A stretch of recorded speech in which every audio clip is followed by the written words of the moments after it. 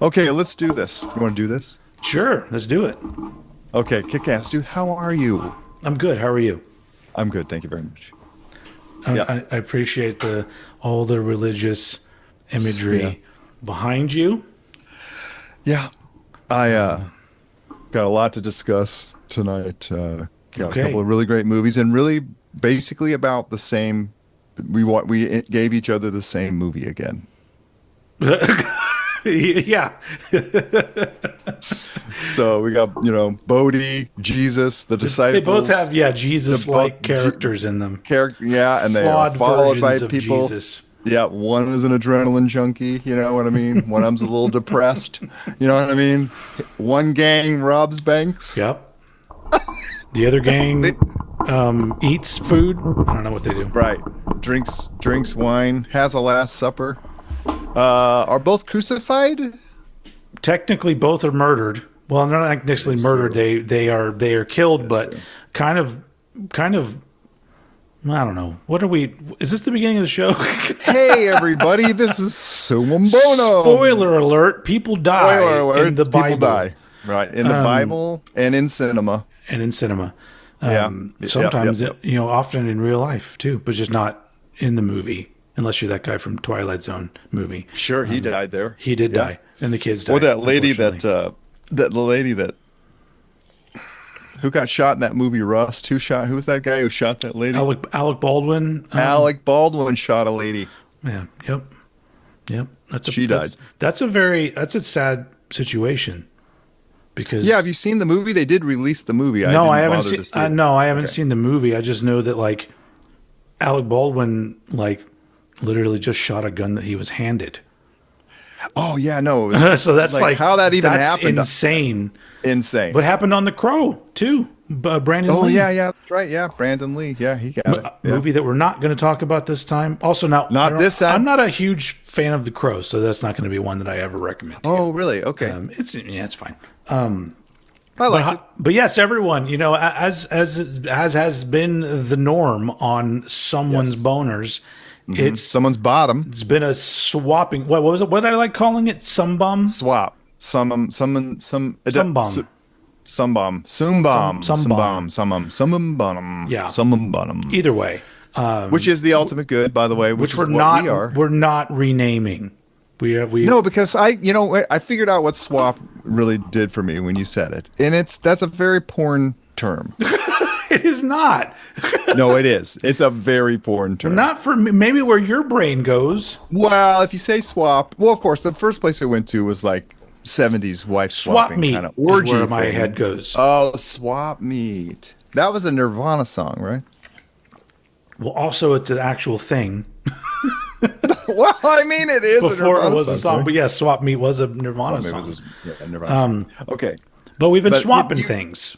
We have been swapping things, but we've not been swapping what they swap in porno. When No, they use not the not word swap. wives or girlfriends or even bodily fluids of any kind. Bodily fluids of any kind. That was so good. You used the term bodily fluid. Yeah. That was great. You kept it way out. Yeah. Okay. That was smart, dude. And but last time we swapped albums, which was you swapped Afghan Wigs to me. I swapped Propaganda to you. That Wait, was now you're just saying swap. and I Swappity can swap, only swap. think- it's gonna. We gifted each other. It's an gonna be album. it's gonna be the Okay, kind of thing all that right. if anybody went and let AI go over our episode, they're gonna be like, this show is clearly called Swap because he said swap many times. He did. He said it, and then it made the other guy cringe every time. Yeah. I don't know. Did we swap? We didn't swap. I saw that in my first porn movie ever and was shocked. My first porn movie ever was I was in junior high, and all I remember is that it took place at a gym, like a workout gym. Okay. That was but I don't remember anything else about it. Did you ever see Freaks and Geeks? Freaks and Geeks, yes, absolutely. Okay. Remember when they get that porno at school and they take it home and watch it? I don't specifically remember that episode, but I've seen that series several times. Sure. Neil. I think they go to Neil's house because Neil's parents have a projector and they put it on there in the basement. Oh, It's Bill. yep. Bill and Yep. what's the kid's name? Bill, Neil, and Bob. What was the daughter's name? The daughter's brother's Oh, name? Lindsay. Lindsay's the daughter, and then what was his? Sam. Yeah. And they watch that porno movie, and they're like, it's like you can't see the porno movie, but you just see their face, and they're like, and then they're like, and they're like, Yeah. and then at some point they're like not even looking at the screen, and they get really disturbed. Yeah. Basically, what happened to me. I was like, whoa, because you're very curious. You want to see these things. You've heard about this stuff, but I was way too young. So, in fact, I probably saw my first porno movie about the same time I saw the movie that I recommended to you. I believe I was in 8th grade. I don't think I was that young because I don't remember being shocked by it. I don't. It wasn't. It was just. It was interesting Sure. But, no. I mean, obviously, I went back for more. I mean, I wasn't shocked off. Speaking of that, though, that's kind of it's a combo. It's a connection there because I just watched this fantastic show that's only one season on. Is it on HBO Max or whatever? I think it's called DTF St. Louis, and it stars. Just watched it. Finished. You watched it? Done. Amazing, right? Yes, there were parts of it that I thought were absolutely amazing. I loved the whole thing. I was because it's pretty like I'm easy to when I watch stuff. Sure. Nothing has to be like super different or unexpected. But sometimes there's a show where I literally had no idea where the story was going to go. I started to get a little bit of inkling the last couple episodes where it would wrap up. But for the most part, I was like, what the hell is this show about? Like it was that's a fun television watch for me when I'm just like, I'm really interested in these characters, and I don't know what's going to be happening. And it was a very interesting show. Yep, and there will be no spoiler alerts because we won't do that, right? We wouldn't do that to the Summum. Bonum. No, I would just say go watch DTF St. Louis. It's don't watch it with your kids. Or do. I mean, you just have a lot. You have a lot of explaining to do. Exactly.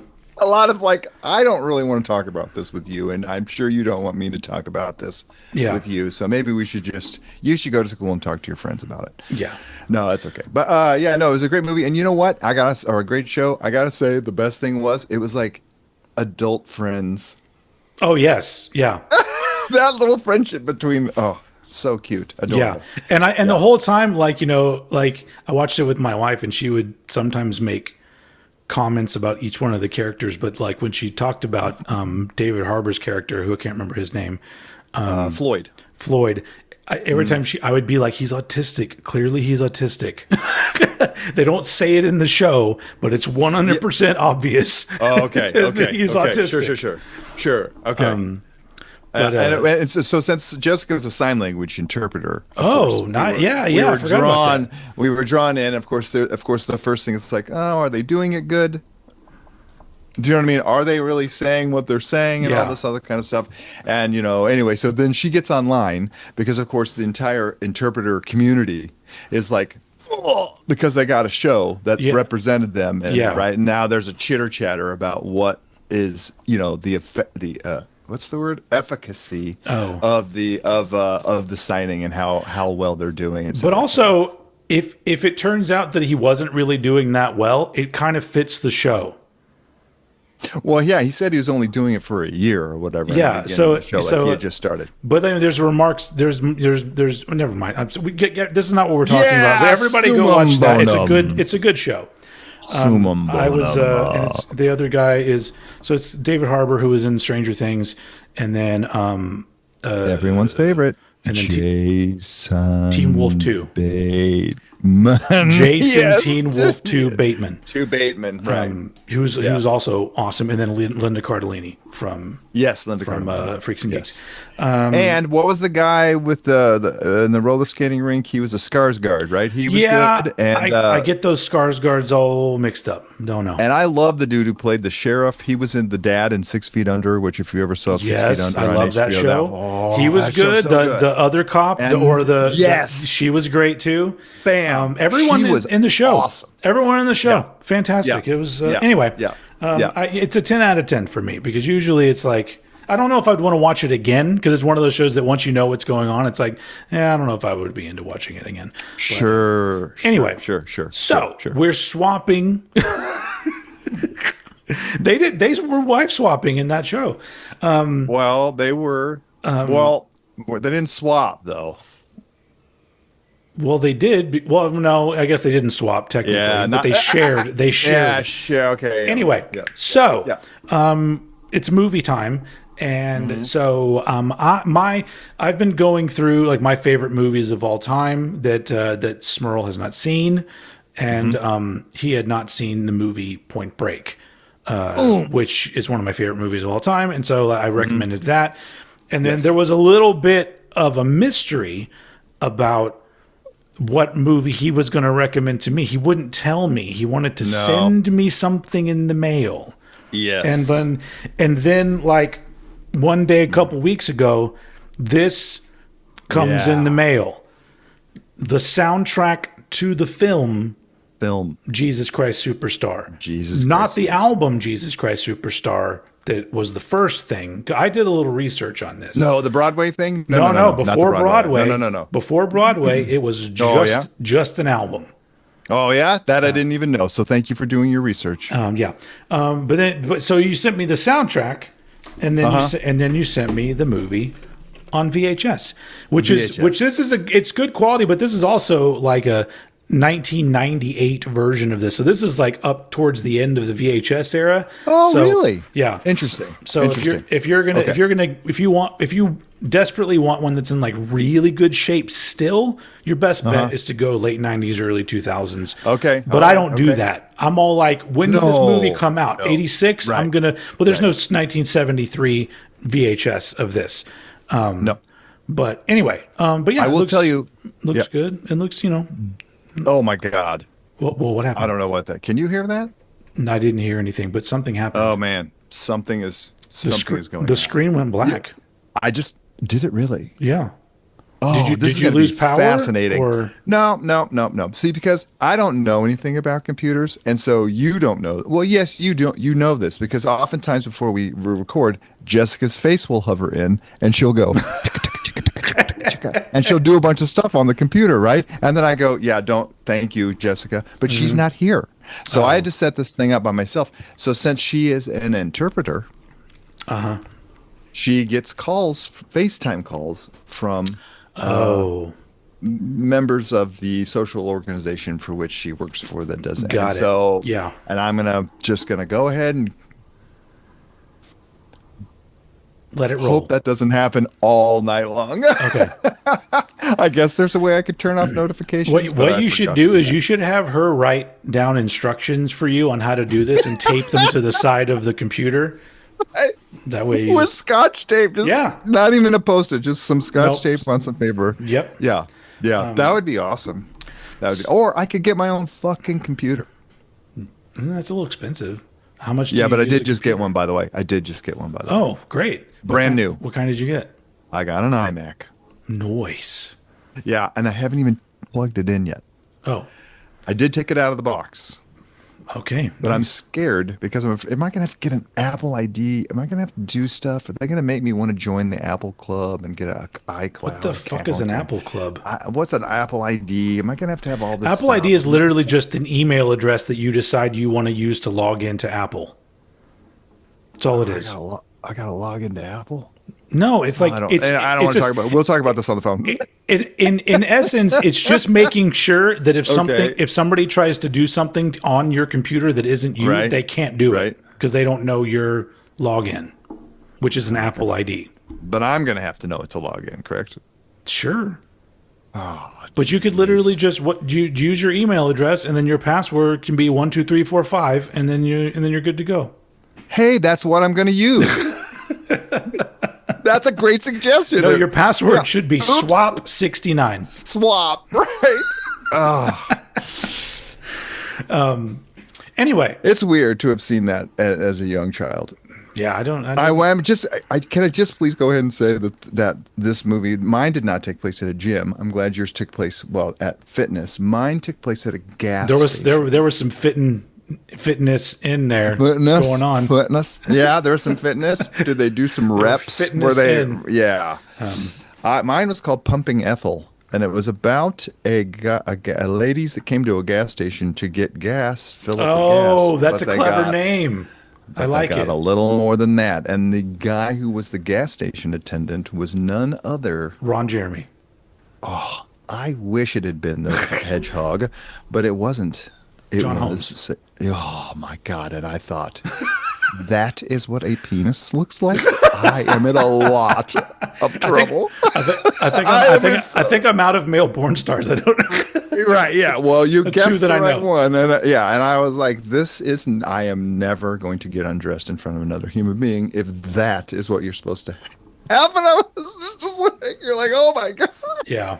Yeah. I was like, I never found it that impressive. I saw his stuff. Well, He looked kind of goofy, and it didn't really seem like it totally. worked. Like I get it. Like in DTF St. Louis, they say he wasn't full on most of the time. Full on. No, totally. And I'm not, but you must admit that is a girthier thing than, well, maybe you have that. I'm sorry. I was just assuming that both you and I think the biggest reason Okay. why it wasn't effective to me is like, I think at that point I'd already seen black guys in porn. So, John Holmes is really just like big for a white guy. Sure. Not to perpetuate the stereotype. the stereotype. You're perpetuating a stereotype. But I think that black men, for the most part, are okay with that stereotype. I don't know. I would think that maybe it would be a ton of pressure. Oh, as yeah, well. you're right. I'm sorry, guys. But, I don't know. But I don't know. apologize. Because I'm not, and I don't. So I don't have everyone has medium dicks. Right. Everyone. Different Lots shape, of people different have sizes of medium. Just medium. It's fine. It's fine. Yeah. It's fine. It's the right. Okay. It's the motion of the ocean, It is the motion of the not the ocean. boat. And speaking of Point Break. Oh, Point Break. Do you want to? Who wants to start? Who are we starting with?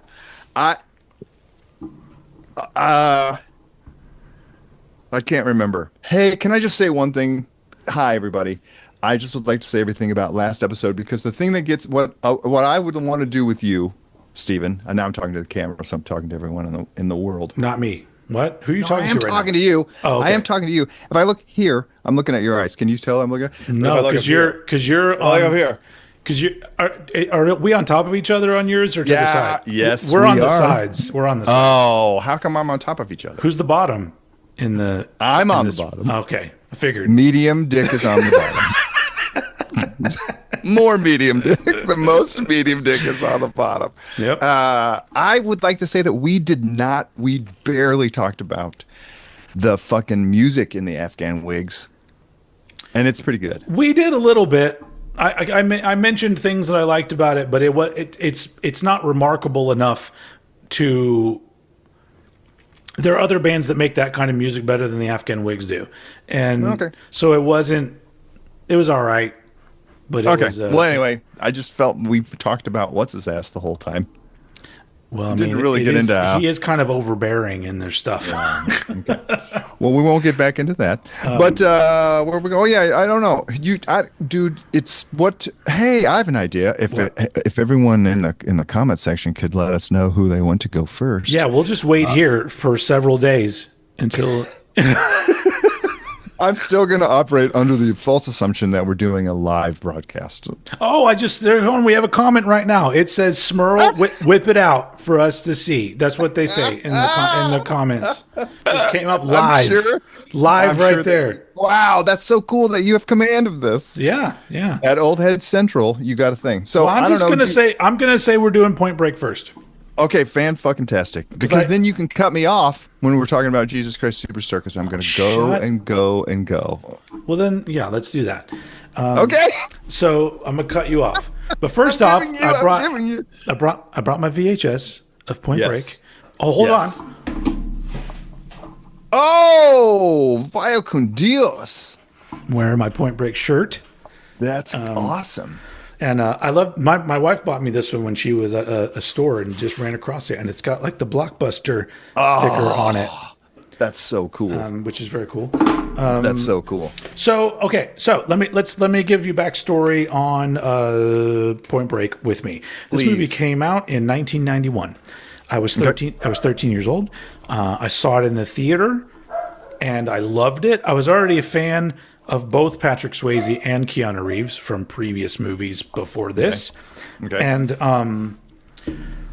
And I was also a fan and have been a fan of action movies. I enjoyed them. Okay. And at the time, like, it was just a movie that I liked.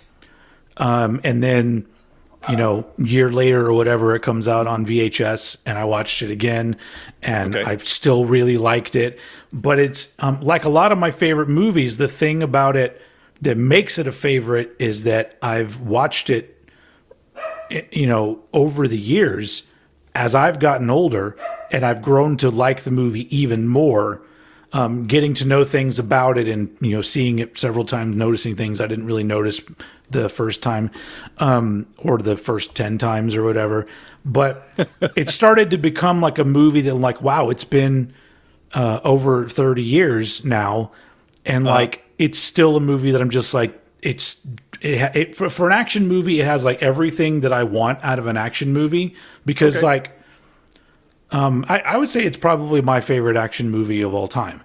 Wow, that's saying a lot. Because it does that a thing that I really like where it's because some action movies lean into like everything's big explosions, everything's ridiculousness, and it's just that's the speed of the movie the entire time.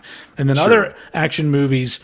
Michael Bay with that. Yeah, Michael Bay stuff. See that guy? Yeah, Michael Bay stuff. But then there's other action movies that I think are too heavy-handedly trying to be gritty and street and real.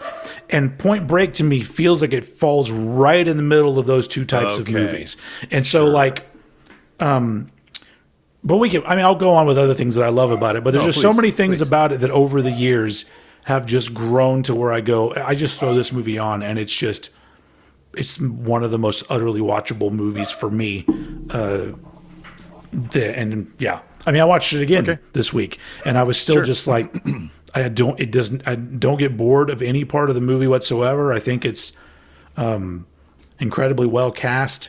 Even like the surfer dudes, I'm all like, a lot. Some of them I go, they're kind of believable to me. Some of those dudes, sure. But yeah. Anyway, I love it. So it's become one of my favorites just because of like, the more that I watch it over the years, I'm like, wow, this does not lose any of its charm for me.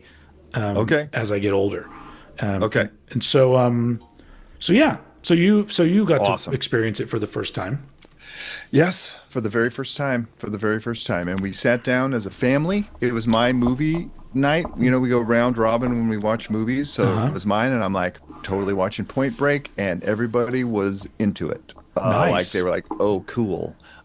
Even Jessica, which I didn't think she was going to, but it's got Patrick Swayze and it's got Keanu Reeves and, good times. Yep. And so, and Sequoia is a fan of cinema in general and loves to, get into these, to her, who was born in 2010. That movie is from the past for her, you know what I mean? So she's getting into it, and we all got our popcorn and our flavored waters and all that stuff and our blankies, and we nested in on the couch where we needed to be, and we turned it on, and we just really had a lovely time. And I will tell you that there were groans and moans and come-ons and oh my gods and all sorts of stuff, as there should be. Because it does try to throw some one-liners or have some banter or whatever, and it is very so. But so the experience of this was intensely good. Yeah. Like it was like we were solidly all on board about this. And it is really weird because Keanu, to me, I only got into him in The Matrix, and I did not see anything he was in before that except for River's Edge. Okay. Which I loved. I loved that movie, and he was perfectly cast in that movie because he's that guy. Yeah. And so this was, but this movie was. I know why I didn't see it. In the past when it came out, because I never even saw Dirty Dancing. If I you, but I also can't imagine that at that point, you would have been in your early 20s. A Mhm. Hollywood action movie wouldn't have been in your up your alley at all. No, and I wasn't really into cop things, Yeah, and if it was an action movie, it would either have to be for me mostly a sci-fi thing. yep, I would watch a sci-fi thing, and I would watch like a psychological thriller or something, or I would watch a fantasy thing or whatever if it had to yeah, do with that. yeah. And since this had none of that into it, I never saw it. I didn't see Dirty Dancing till later. I didn't see, I didn't, and I still really haven't seen, well, except for Parenthood. Keanu was in Parenthood. Oh, yeah. He plays the daughter's girlfriend in Parenthood, and he's also perfectly Boyfriend. cast. Yes. Oh, I'm sorry, the girlfriend's boyfriend in The the daughter's daughter's boyfriend. boyfriend in yeah, Yes. he's He does. perfectly Yeah, cast. he plays a man in it. Yeah. Yeah, he plays a man. And so anyway, so that was great. So we watched the movie, and that was that. So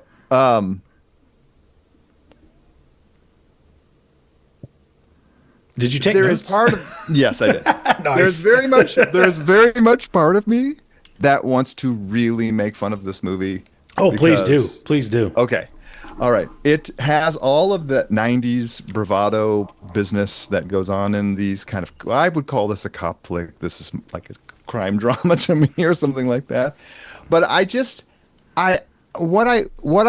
what happened to me was that number one, I really appreciate this opportunity to do these things with you. This has been fucking awesome. And I know I Yep. say this all the time, but Yep. it has been. Yep. And here we had a great family experience and we watched this movie and we had a good time. And so when one pulls back to say, okay, well, what kind of movie was this, or how would you describe this movie to somebody else? And I was like, I think the human has the ability to hold several thoughts simultaneously in their Yeah. mind, right? There's a stratification of thoughts, and some of them are and some of them are, there's like, so, okay. And then I was really thinking, like, how does one define a great movie? I mean, it's a movie that you like. So that's what I thank you. It comes right down to how much you enjoy it, right? Yeah. So, and that I would say in my respect, you like a movie and you can enjoy it more than one time. I think that would be a great movie. I watched it yesterday, well, most of it, and then finished it this afternoon. And man, Keanu, He's you are right. he's perfect for that role. People have learned to love him more over time. He's Yes, the they did. opposite of canceled. Yeah, back then they made fun of him a lot, but Right. if you think about this movie, he has to be a guy that can be an FBI agent and believable as just some random ex-football player that wants to learn to surf Just right. and get in with the surfers. Right. I don't think anybody could have done the part that good as he did. Oh, I agree. There's really no one would, but boy, oh boy, okay. So I have a lot of stuff to say about Keanu and just his whole thing, and I do love it now in retrospect or whatever. But I would have He's also grown into his acting. He was a little awkward back in the 100%. day, which I always really liked. Well, right, but that thing. I Always am comes an out of me, FBI agent. FBI agent, right? Yeah, you know what I mean. Yeah, Love you're it. just like, whoa, dude. love it. You're yeah, there was like that whole thing when he finds him, found that guy piece of dead meat with the bed man, and then he's walking around him on the beach, at the very end when in the rain or whatever. Oh, yeah, and he's yeah. giving that whole speech or whatever. Anyway, dude. Okay, I feel that this movie specifically is the movie that finally broke the genre and made parody of this kind of movie. No. There was so many after this. I know, but this is the one because you have a rookie agent Yeah. with a seasoned cop Yep. and an angry captain Yep. and dickhead other dickhead agents, Yeah. right? Yep. Yep. You have the whole thing. Angry, There's a angry captain, angry for what particular reason? Who the fuck reason, knows? just grumpy, mad, and an asshole, right? You Yeah. know, to whatever, Yep. there's a shortage of assholes around here or whatever. Not to me. Not Whatever. so What far. is he? Not Yeah. so far. Yeah. So it had like every now it had every cliche It. that had Yeah. ever, yeah. And did anyone really think that those guys that they went after first were the guys that were? I mean, it was very predictable. Well, the Those were only just reason that you knew is because you knew Patrick Swayze. Like it would like you would have to be fresh watching the movie, not knowing anyone who was in it or what. well, I did. That was me. But you have an idea because if he's on the goddamn cover of the thing, you kind of get an Well, idea. I know. I feel. What if he was like this? Okay, so he gets introduced as Bodhi, the surfing guru guy, or whatever. One of my dogs is named after. His name is Bodhi after him. Sure, and the Bodhisattva, the Bodhi tree, the Buddhist, the thing, I'm in, and if you have to ask me like what's the coolest thing in the entire world, to me, what do I find the coolest thing? Like when that Patrick little kid in Swayze. surfing. I mean, I'll watch surfing movies and just like listening to surf music. I don't even care. Like whatever's going on that surfboard out there on that ocean, man. That's the coolest. Like to me, I'm not saying everyone's got a thing they love or whatever. Yeah. I admire that to the nth degree. Just the board, the ocean, just the wave, all of that shit.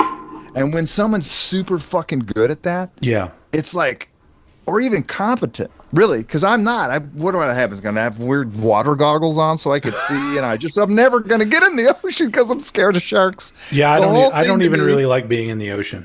Oh my god, yeah, the whole. I like looking at the ocean, being at the and ocean, not in it. Yes, not in it. Now that little kid is even like, "Hey man, it's really great. This is the source," right? He says it's the source, and I agree. For some reason, I've bought into the whole surfer mythology. Like I'm just hook, line, and sinker. Like There's something really amazing about like the idea of our planet, and that most of it is ocean.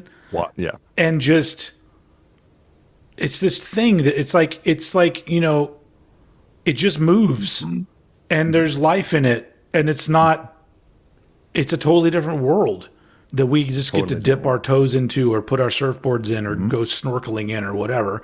I don't know. I'm honestly like, I love like just watching fish. If you go to like a doctor's office and they got a fish tank, I just watch the goddamn fish because I'm just like, they're so awesome. Oh, I've had fish tanks most of my life. Yeah, I've never had one, unfortunately. Oh, that whole thing is just badass. Yeah. You know, as Stick and Kill Whitey, each of us had a fish tank in our room. Nice. The entire band had fish tanks. That was pretty awesome. So anyway, so there's that. So Yeah. I gotta say, I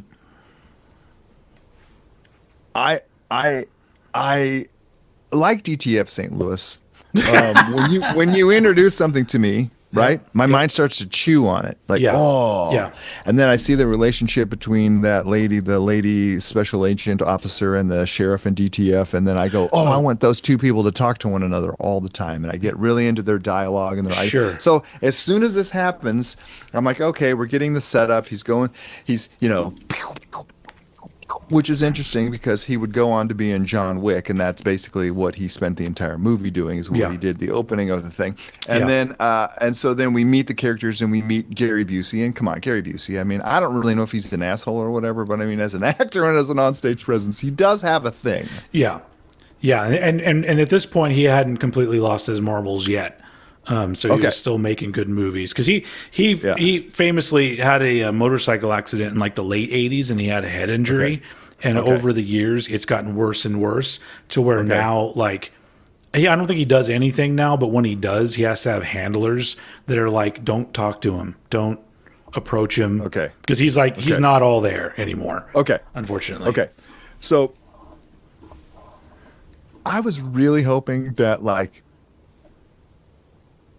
Keanu and Bodhi were going to this was going to be a movie exploring their relationship, and perhaps Bodhi's Zen surfing insights were going to lead to a new way to look at the world, which would allow Johnny Utah. Utah. Johnny Utah.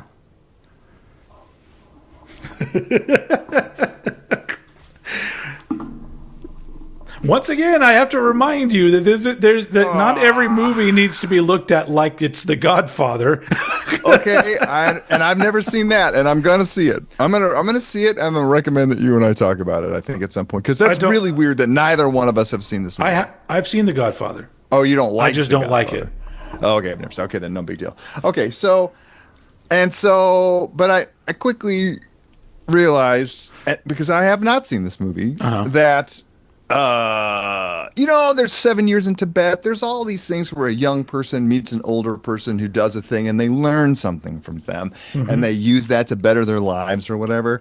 So I did not have any idea that just because he's on the cover does not mean that he was going to be the antagonist. Oh, okay. Of the movie, which is gray area. Which is one of the reasons I love it, because it's not as many cliches as this movie has.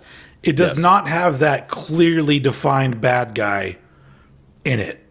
Like, the bad guy is not torturing people and saying, "You filthy Americans are going to pay," or whatever. It's like it's like, what are you watching? Well, you know what I'm saying? Like so many movies from back in the day, in the 80s and the 90s, like it was always like vaguely Middle Eastern guy who was torturing people, and so the audience could go, "Bad guy. I'm not confused about this relationship at all. This is a bad guy." Whereas Bodhi is technically the bad guy that he's supposed to be going after. But at no point in the movie do you ever go, "Well, that guy sucks." Well, I did. I did a lot. I did. I mean, I thought, I don't know. He's good at surfing and he can kung fu fight or whatever, and he can jump out of an airplane, and he can drive a car fast and do all this stuff, and he's an adrenaline junkie, but he's very selfish and he's very reckless, and he puts a lot of people at danger. And I get like, hey man, we've robbed 27 banks or whatever, and we haven't killed anybody. Yeah, but his heart's in the right place, though. That's the thing. Is it though? I don't know. I think so. I think he thinks he's doing good for these people. Okay, and that was the thing I wanted to be explored, was only in that one part in the scene in front of the fire on the beach or whatever, where he's talking about, hey man, we're breathing life into this world or whatever, all these people driving on the highway in their metal coffins or whatever, and we're breathing life back into being a human, and we got to find her and all this kind of stuff. And I'm like, well, then fucking find a way to do it without stealing everyone's money. And I guess he was like, well, this money's insured. Yeah, they're not stealing everybody's money. They're stealing the bank's money. They're stealing the bank's money. But he was not distributing it. It wasn't like a Robin Hood situation or anything. I mean, no, he was his people, and then they could continue to live their lives of Zen or whatever, Right. So they could ride on the backs of other people. Well, but that's capitalism. Well, that's my point. So what's the difference between the guy that's making 12 figures, not really doing much and being an asshole, and then somebody else robs a bank and doesn't kill anybody? It's like... Yeah, but his character to me was inconsistent, because if you're, I figured he would be Zen and Bodhi and da-da-da and all this kind of stuff, and yet he just really liked to fuck and fight and steal shit. Yeah, which is fine. Yeah, he's not, because he's at the end of the day, he's a flawed character. Yes. But man, I didn't mean, I hate violence, man. So is Johnny Utah, and they and they find each other, and you can tell that that's the one thing I like about it, is that there's all of a sudden there's a surprising point where there's a friendship, and you're just like, oh, this is getting in the way of the point of the movie, which is this is an FBI investigation and he's undercover. But then there's the friendship aspect of it, which I always thought was great, because you could tell at certain points in the movie, you're like, surely Keanu Reeves isn't going to fall for this, and he does. He's just like, this is so much fun. Like, he's just, totally, really that's what I'm saying. They're both flawed people.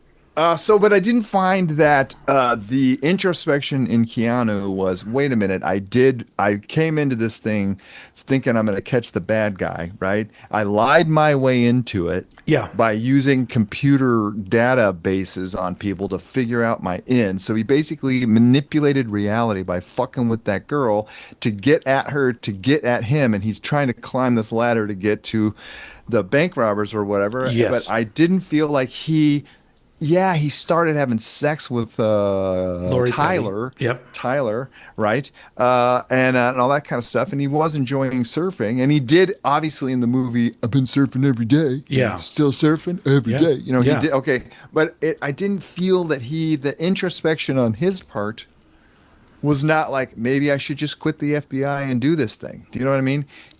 No. Well, No. I mean, but I mean, if you really get into the battling of emotions about something like that, it would be a way longer movie. You get the gist of it, that he's friends with this person, but he also has this job to do. And then finally at the end, he catches the guy and then he throws his badge in the ocean, kind of signifying Yeah, he does. like, Yes, right. I am done with this. But it's like the whole, and it honestly, like, he accomplished what he wanted to accomplish in a certain way, but all the mistakes along the way. If he was a good FBI agent, he never would have slept with that girl. There would have been no. He would have just become friends with her and then met him, and then he would have been like, "Oh, I have no need to go over to her house now." You know, but he did it anyway. So it's I needed to lie to you in the beginning, but I really love you and all that kind of stuff. So it's already shit FBI agent. Sure. Because that other dude, halfway through the movie, that dude had been undercover for months with the other gang, with the gang of Nazis. And I'm like, that's a real undercover dude, because he's just like, you thought he was one of them, and he's been, he's not, he's not fucking things up. But and by the way, was he trying to get them to move meth for him? No. Or crystal meth? He was trying to catch them. And he wanted to figure out who their supplier was. Who their supplier was, yeah. So he was. Okay. So he basically, according to what he says in the movie, he spent 3 months getting in with the gang, so they liked him, so they would take him along, and then he would figure out who the supplier was. So, and he did say, "Do you like my hair? Do you like these clothes? Do you think I like my hair? Do you think I like my clothes?" And I was like, "You look pretty good to me, dude." But anyway, he was eating beer on his cereal, so that's deep cover. That is, do you know what I mean? Very deep cover. Deep cover. But I did figure out, like, what was the one where Johnny Depp played an undercover agent and went in? This is always a thing with deep cover films, right? That's another. Donnie Brasco. Is that the one? Yeah, where like the person who's undercover with Al goes Pacino? down in, goes into the organization of crime, and then they do sketchy shit, and they got to, they're trying to, it's like they cross over, and where is the line between? It's like a Scanner Darkly. Did you see that movie?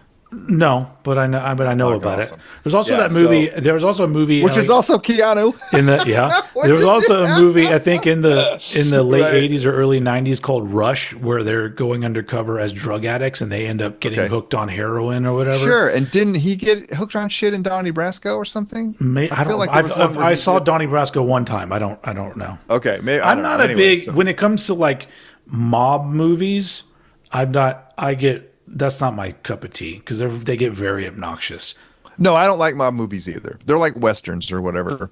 It's a certain genre that I don't really care for very much, which is why I didn't see Breaking Bad and blah, blah, blah. I don't see any of the stuff. The Sopranos.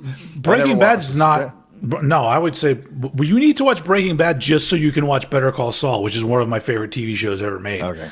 But, like, my problem with, like, Sopranos, I started to try to watch Sopranos, and, like, made it through one season, and I'm just like, I hate everybody in this show. Sure. Like, I don't like. I'm not interested in anybody's story. Fuck every single one of these people in this show. And so I just went, don't care. Not for me. Don't care. Because the tough guy bullshit doesn't go a long way with me, and so I don't look up to them or think they're interesting. I'm just like, I'm not intrigued by their. None of that stuff. Just like knock it off. But anyway, so.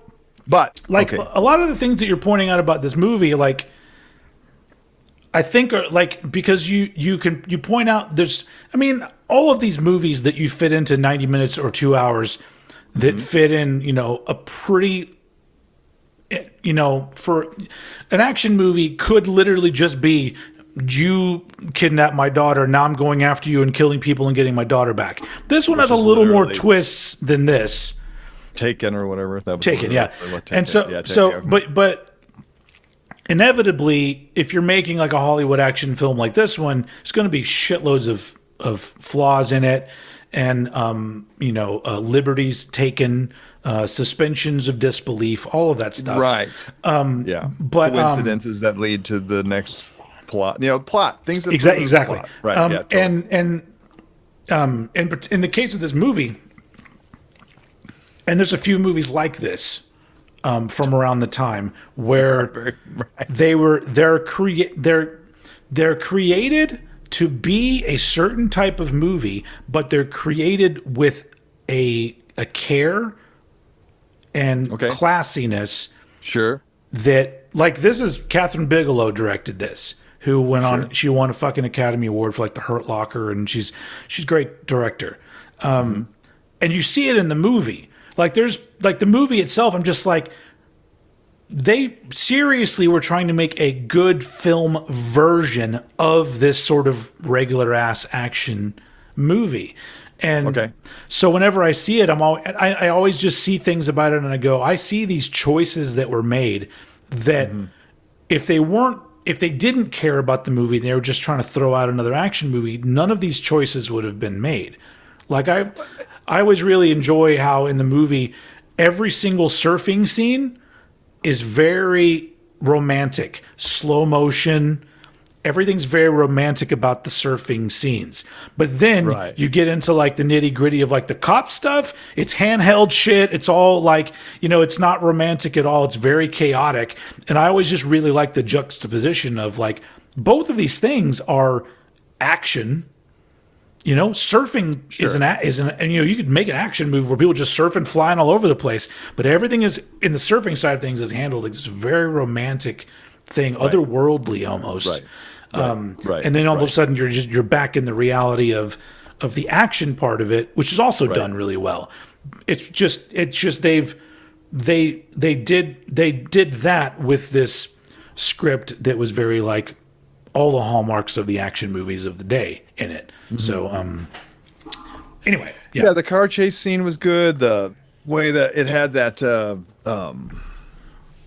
what's the French Connection thing? You know what I mean? It was very well done. And the skydiving scenes were not like the surfing scenes, and the bank robbing scenes were not like the cop scene. There were all of that stuff was very quality. And in fact, that's what I was thinking. Like, what really does make the difference between something like that why do you suspend your disbelief for something and not something else? So like, what was it about this movie that was quality enough to go into my eyes that allowed me to like for instance, what's the Tyler's actress, what's her name? Lori Petty.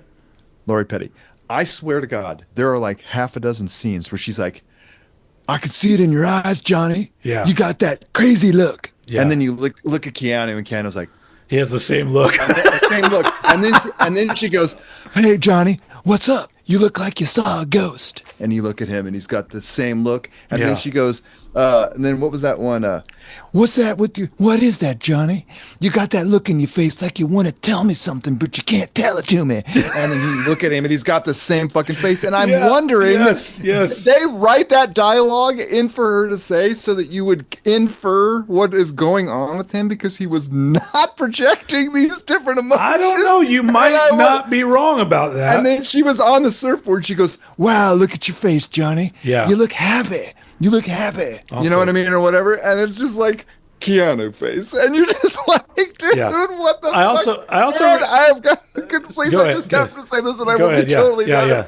Dude, when I watched the movie this last time, I'm fucking sitting watching that movie, that scene where they're in the surfboards at night when they go surfing at night. Great scene. Yeah. And so then he wants to stay out because he did a good job. And she paddles over to him, whatever, and they're sitting on the surfboards or whatever, and the way they've got her lit, I was like, oh my God, she looks like Michael J. Fox, and now I cannot unsee it. And I felt that fucking Keanu was making out with Michael J. Fox like the whole fucking fucking movie. And I'm like, what? Oh, anyway, I don't know why that happened, but it did. And I thought that was interesting. So I would tell you, but what the fuck? I always really enjoyed the fact Right. that and maybe it was the fact that it was a woman director, that Sure. the female love interest, Sure. not super feminine in her demeanor. No. And Same. and people all often point out that that's also why this movie is considered a classic of the male gaze. No, the female gaze genre, meaning like, Okay. there's a majority of the movie focusing on shirtless man bods, and whenever there's a female, there's a naked female, it's always very like, are you going to see any titties? Right. But the man bodies, totally. Yeah, there's man bodies. full displays of the man bodies in that.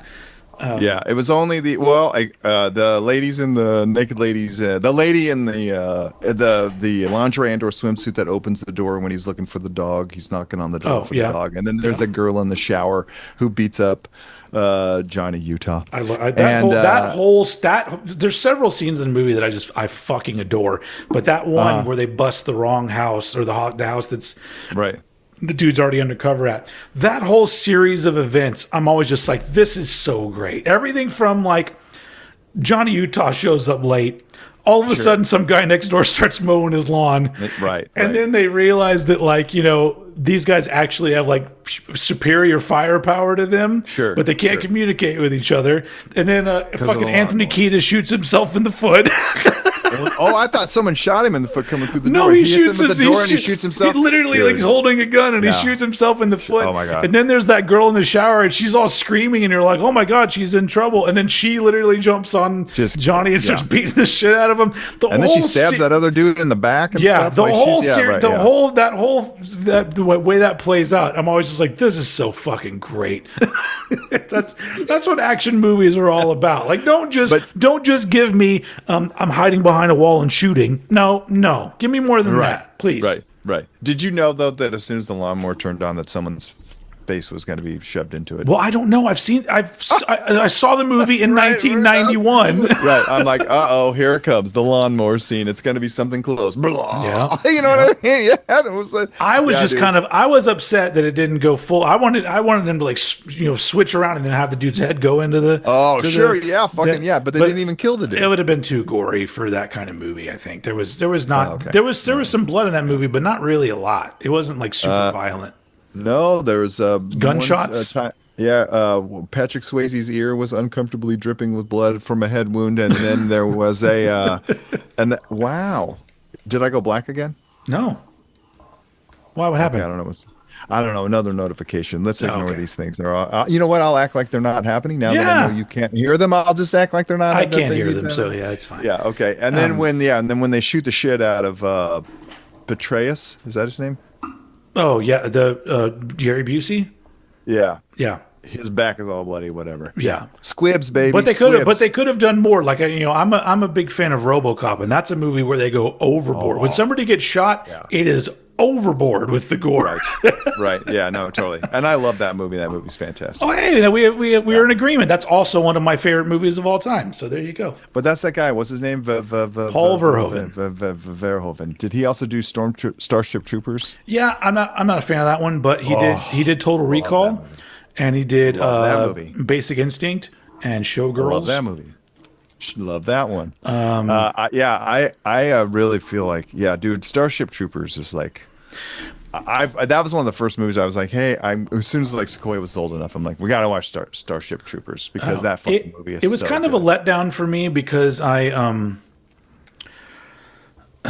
didn't watch it when it came out. I watched it years later, and the hype for it was so high, and I knew it was Paul Verhoeven, and I'm like, this is the worst movie this guy's done. Because it's like the actors that got to be in it are bad, and like the social commentary or the political commentary, all that stuff is not as funny as it is in RoboCop.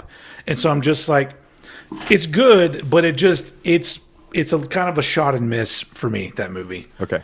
Well, that if we continue to do this, Stephen. Well, I've that seen will that be movie, so. okay. Well, we're going to have to get into that at some point. Just No, movies there's that plenty we of like movies really I good. haven't seen. Okay. Anyway, Point Break. So, Have you seen Pumping Ethel? if you can find that, send it to me. Oh my God, it was on film. It was a film. But it was on film, like a flippy film. Like was a projector. Yep. It was on a screen? reel. We had to get a projector and a screen, and that's a lot of effort. Well, I mean, now you just click I am 18. Oh, yeah.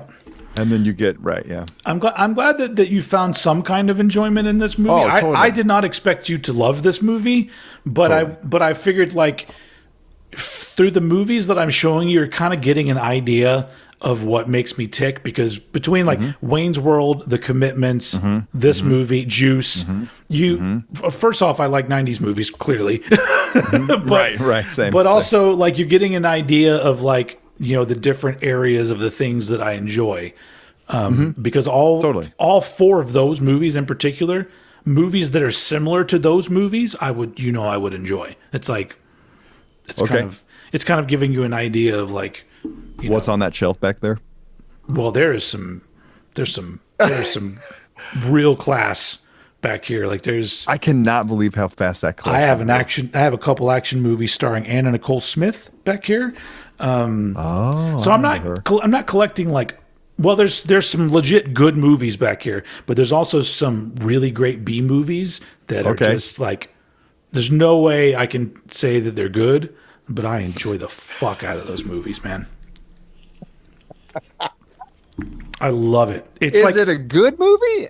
It's a good movie. It's good for me, but it's like I can look at it. Right, yeah. I can look at it objectively and be like, well, I mean, comparatively speaking, I could see how a film person could find all these flaws in this movie, even technically in how the movies are shot. Because like those B movies, like straight to video movies from the 90s. Sure.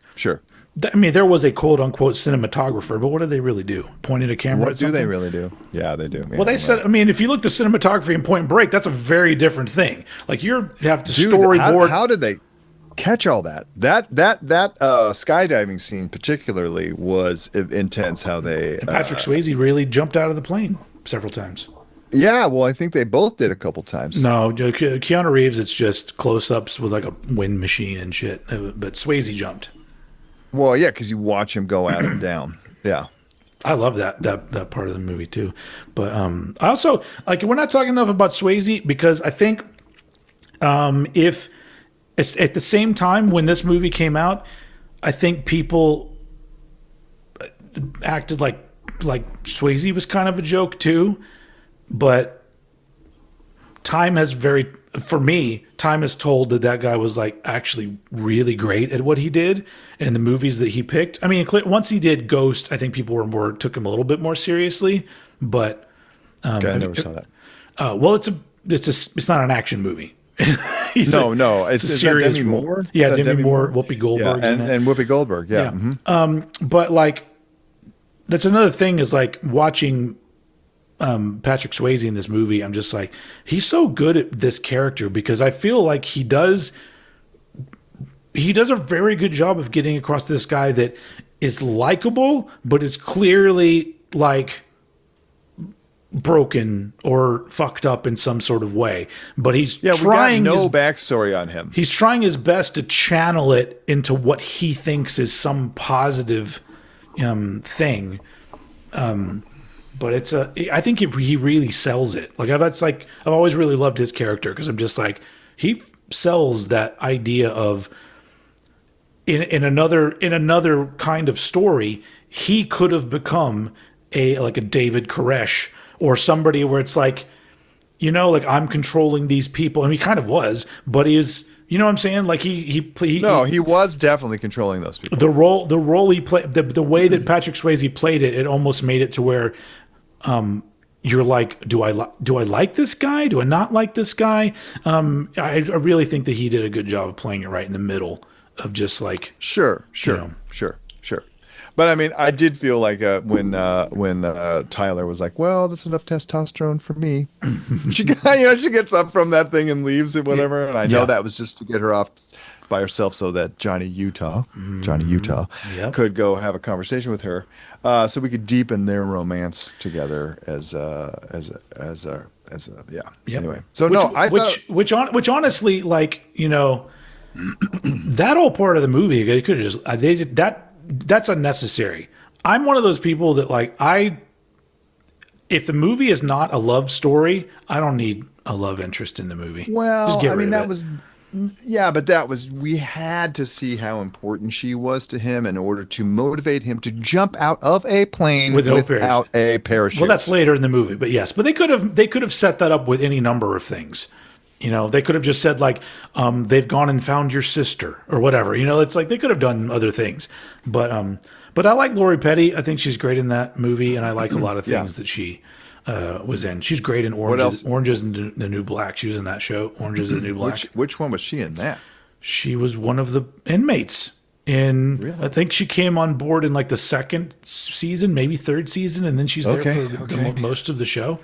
Okay. Great show. Yeah, no, she was in A League of Their Own with Madonna. Never saw that one. Oh, it's No great Crying in movie. Baseball. That's Tom, No Crying in Tom Baseball. Hanks and what's her name? Gina Davis. Gina Davis. She was in Tank Girl. I've always wanted to see that. Is she the main person? She is the main character in She's Tank Girl. Yeah. Oh, I'm totally going to see Tank Girl. Or maybe you can make me see Tank Girl. I have not, honestly, I don't know if I've seen Tank Girl all the way through, so that might be an interesting one for us to both watch. Yeah, no, I would love. Yeah, I've always wanted to see that movie. And then she was in a lot of things, especially around this time, around the early '90s. She was, I feel like, why do I think she was in Back to the Future?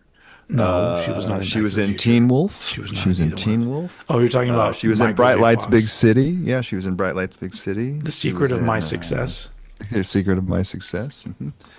She was on Family Ties for a while when she was young, and then now she has Parkinson's disease. Oh, did you see him on? Did you see him on Shrinking? Speaking of Yes. So I also. That's a great. I also doesn't love that feel show. good?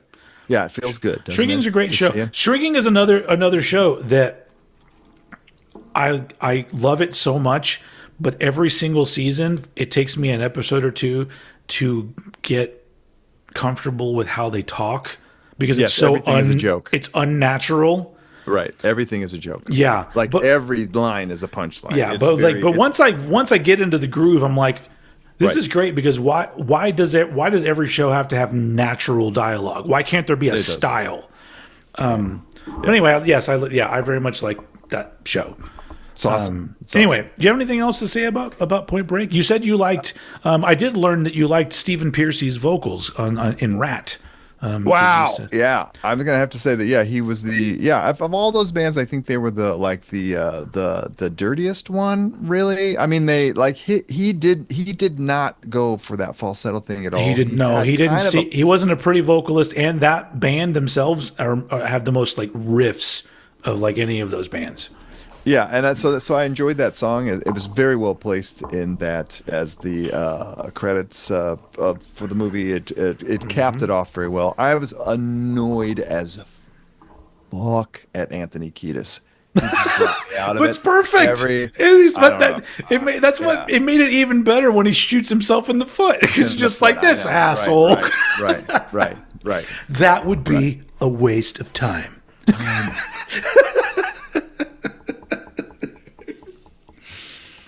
Anyway, so man. it was good, and as a person who is now going to try to just see Keanu Reeves movies, I'm gonna, but I didn't see Roadhouse. I didn't see I enjoyed. You're not gonna like Roadhouse. Okay, I liked him a lot in Donnie Darko. He had just a very brief role there, but he was very well cast in that. And I have you seen Tu Wong Fu? Tu Wong Fu, is that the one in the desert? Yeah, where it's the Desert, is that? Well, it's similar to Priscilla, Queen of the Desert. Wesley Snipes, John Leguizamo. Yeah, they're what do you call Is it Patrick Swayze? Yeah. Is it Patrick Swayze? Yeah, Patrick Swayze. Okay, he's very good. No, I have not. Okay, I've wanted to see that movie. And then what's the one that's from Australia that has the guy who plays Agent Smith in it? Oh, I don't know. That's a similar cross-dressing. Oh, you're talking, that's Priscilla, Queen of the Desert. Oh, that's Priscilla, Queen of the Desert. That's a British. That's a British movie. The American one that's kind of similar in certain ways is not Australian. Okay, thought it was Australian. Oh, maybe it's Australia. Oh, speaking of Australia. Speaking of Australia, I would like to say that they were never in Australia. Oh yeah, obviously. Why would they go all the way to Australia to shoot 5 minutes of a movie? Sure. Well, and then that guy is like, Johnny Utah, you let him go. I come on. He's trying to do that accent or whatever. The close up of that cop's face, and I was like, wow, this is the word. This is, and then the only other indication was a sign that said so and so beach, and then he was in that weird safari car, and then that guy was like, "Step on a stick, mate." Yeah, and what's going on out there, mate? Well, they had to let you know you're in Australia. We're in Australia, and then it was just Oregon. That's just where they were. It looked like they were in Oregon. And then I got to thinking, man, is there forest in Australia that I don't know about? Is it a forested? I don't know. What does it look like? They probably have areas of Australia that have a forest. Okay.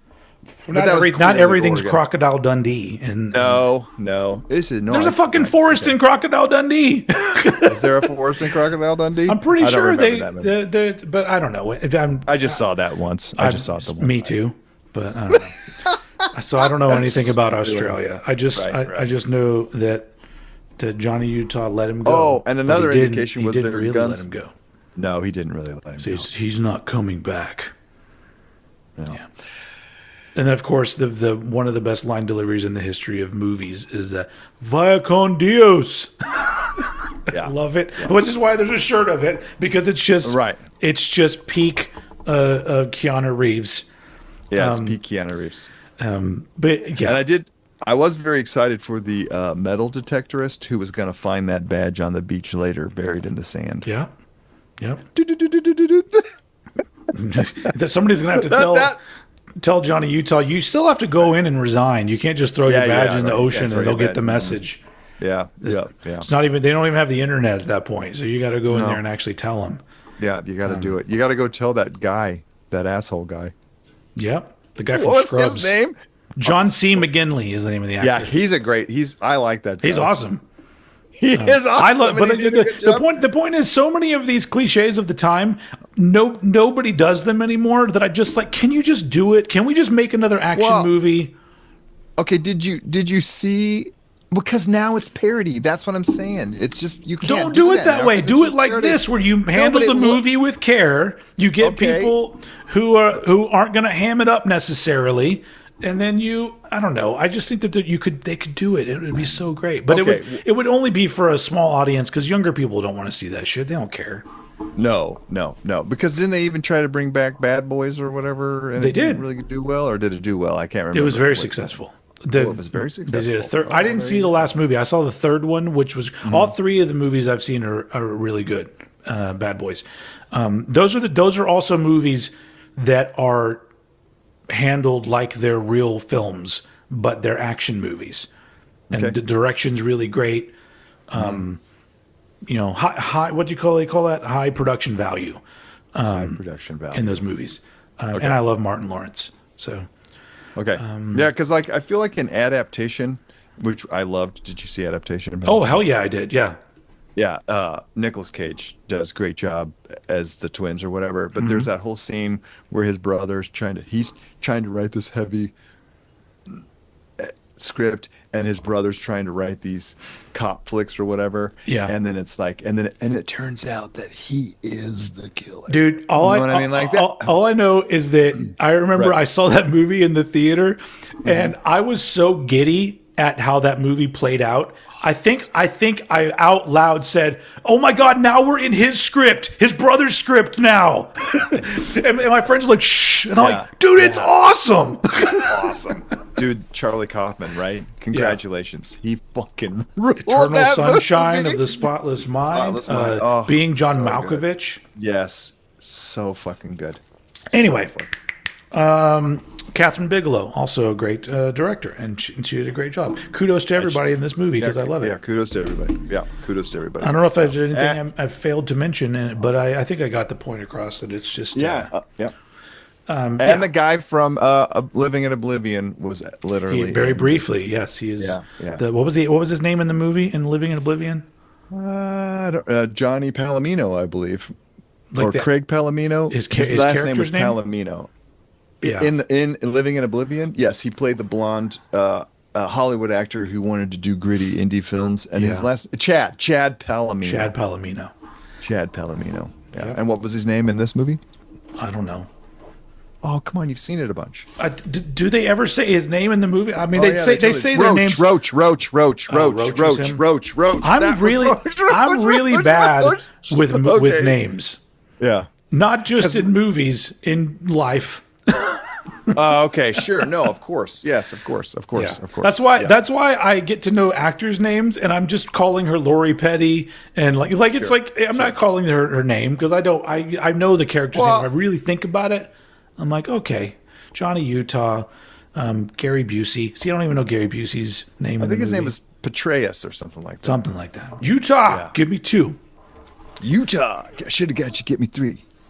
That was a cool scene. That felt like it doesn't matter. Anyway, we could talk about these other movies some other time. Hey, thanks for hanging in here for the first half of Summum Bonum. This will be our ad break.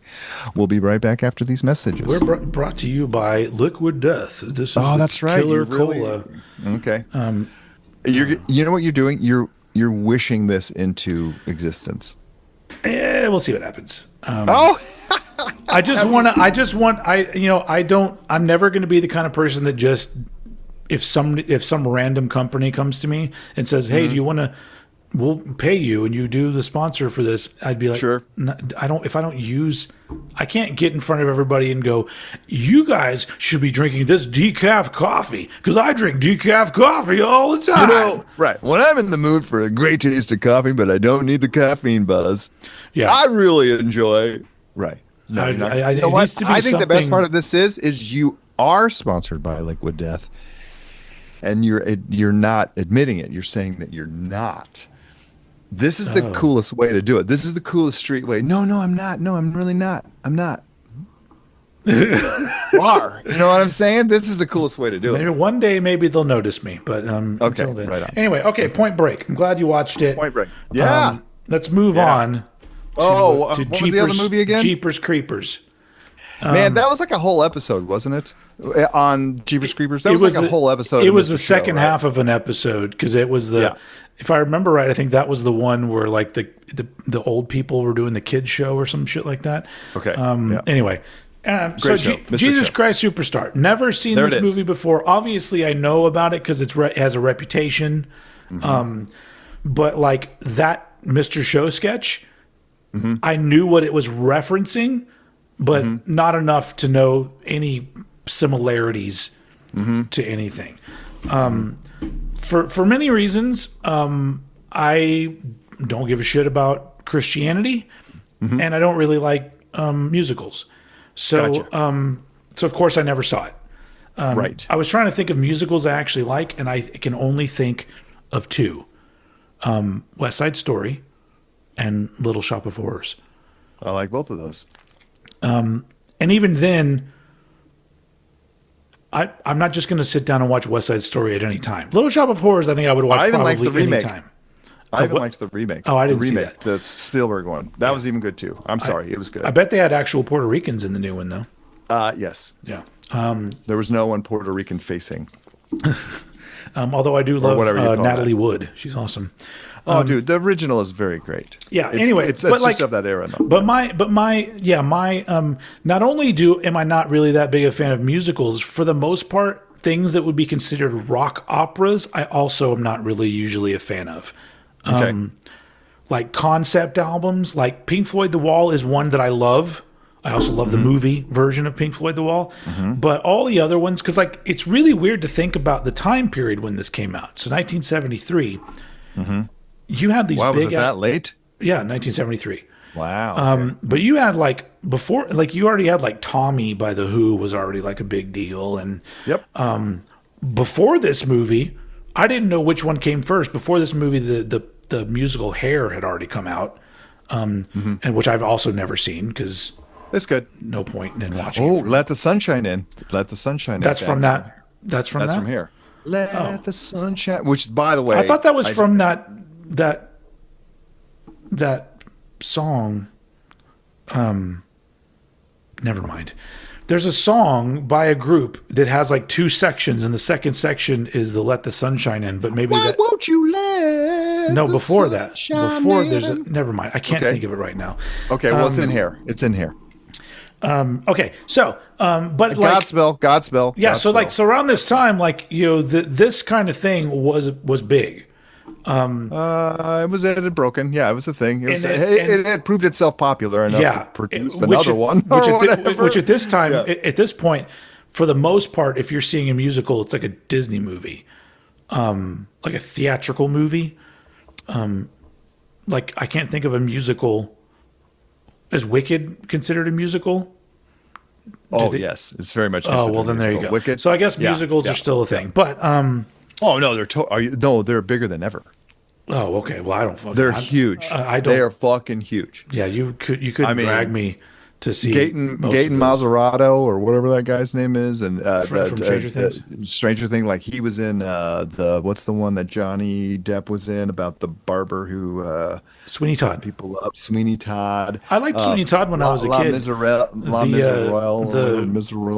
Miserables. Whatever version with Angela Lansbury or something on it. When I was a kid, there was a version they played on PBS of Sweeney Todd that I liked. Anyway, Rocky Horror Picture Show. Oh wait, I like Rocky Horror Picture Show, but that's different. That's so campy as fuck. Like that's that's a good example because like I didn't know anything about this movie.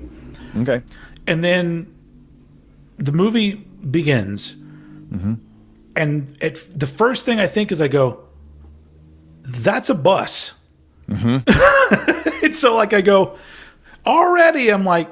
What are they doing? Because isn't this supposed to be Jesus time? They didn't have automobiles then. No. And then, of course, you see like the people get off the bus and you're like, okay, this is not period specific. But it appears that it is filmed in a period specific area. So that's interesting. Israel. It's in Israel. So they went to Israel. Yeah. And so, but then very quickly the movie, like them getting off the bus, I'm assuming was just supposed to be just like, kind of an artsy way to say these people are putting on a play in the middle of Israel. It's very much a traveling minstrel show. Yeah. Shakespeare did that a lot. But they leave the play aspect behind, and it just gets presented as a thing that's happening that everyone's singing. There's not a it's not like there's cameras and stuff, and it just rolls into the story, which so it's also weird for me because I don't know anything about this story. Whereas I think some people that either are religious or grew up religious, they'll watch this movie and they'll know these different points of things that are supposed to be happening. Exactly. It's the passion play, basically. I knew there was a Judas guy that apparently did a bad thing. According to the movie, not really.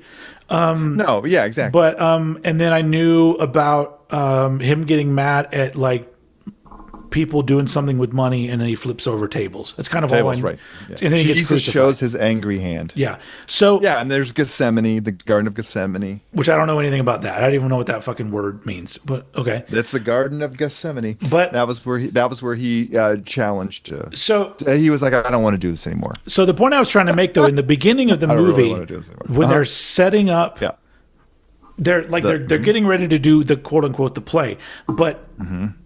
I thought for about a minute or two that I was going to love this movie. I thought because of the fact that they immediately subverted my expectation with how they were presenting it. And in the beginning, they're passing around grenades and machine guns. And I went, what the fuck is happening here? Totally. So I was ready to go, I'm going to fucking eat my hat here because this is going to be I'm going to be really into this. But very quickly it gets very like the music. I appreciated that the music incorporated rock music because it is a rock opera. Yep. It's too far into the musical side of things and not enough rock for me. I would have preferred it to have more rock. But that initial scene of the bus and then the guns and all that, just The like, costumes, the props, they get everything. everything off the about bus. it that was. But I didn't know why the guns were there. Why did they have guns and Totally. And so I was expecting them to lean into some sort of 70s social commentary. It's in there. Oh, it's 100% in there. Not enough. Right. Not enough though. Really? Okay. Well, because it's timeless commentary. But anyway, go ahead. Yeah. But I feel like in certain ways they did it the right way for a movie that is become legendary and is still watched today. Because I think if they had leaned too hard into specific 70s issues, it would be well, it's already pretty dated seeming of a movie, but it'd be even more. Very dated seeming. But so it goes into the whole thing. Some of the songs are catchy. Some of them just seem like they just start singing what they're talking. Like if I was talking to you right now and then I went, and now we talk about the movie. What movie are we talking about? This one right here. Some of the songs sound like that. I'm just like, did they even write a song here? Or is it just randomly singing or speaking in key? But then it hits a song and I go, oh, this is a full on song. I hear this. And some of them were good. The guy that plays Judas is great. He really gives his all to that performance. What the fuck? Every time his voice, right? The guy that plays Jesus has weird eyes, which I really appreciated. Yes, he was. Me too. He's tiny little bug-eyed man. Very weird looking dude, but did look kind of like Jesus pictures. Well, they get him in that hood in the dark, and you can just he starts to get. He could use his gaze in that Sunday school white Western biblical way. Yeah. Do you know what I mean? He could use his gaze. Yeah. And I thought that was really great. But anyway, go ahead. Carl Anderson, dude, and I gotta say, I'm so glad you mentioned him first because what the Oh yeah. I realized I did the same thing I've done the last 2 times where I jumped ahead and I wanted to know before I even started talking, I wanted to know why you suggested this movie. Why, as in like when you first saw it to now, I'm very fascinated to know like your relationship with the movie. Okay, well, I think I was 9 years old. My mom, my brother, 7 years. I could have been 10. I don't know, dude. I was young, and we had moved to a new house, and my brother was born, and my mom decided that she was going to go back to school. And she's going to get her degree. She got pregnant very early on, and that part of her life was sidetracked, and she knew she wanted an education. She wanted to go to college, and bravo. So my brother was born. The routine was going. You know what I mean? And so she decided to take care of the entire house and also go to school, which was insane. Yeah, I know. She really. I'm like, it was a feat. And so it must have been like a Friday night or a Saturday night or something because I was up late. And I could be up late, and so I was sitting in the living room and I'm watching the TV, and I want to say it was on ABC. I don't even remember. It could have been CBS. I don't know. Whatever. So this movie comes on, and you have to understand this kind of stuff here. Like this was my dad's family were German and they were Catholic, and that is a fucking weird combo. I got to tell you, and it was somber and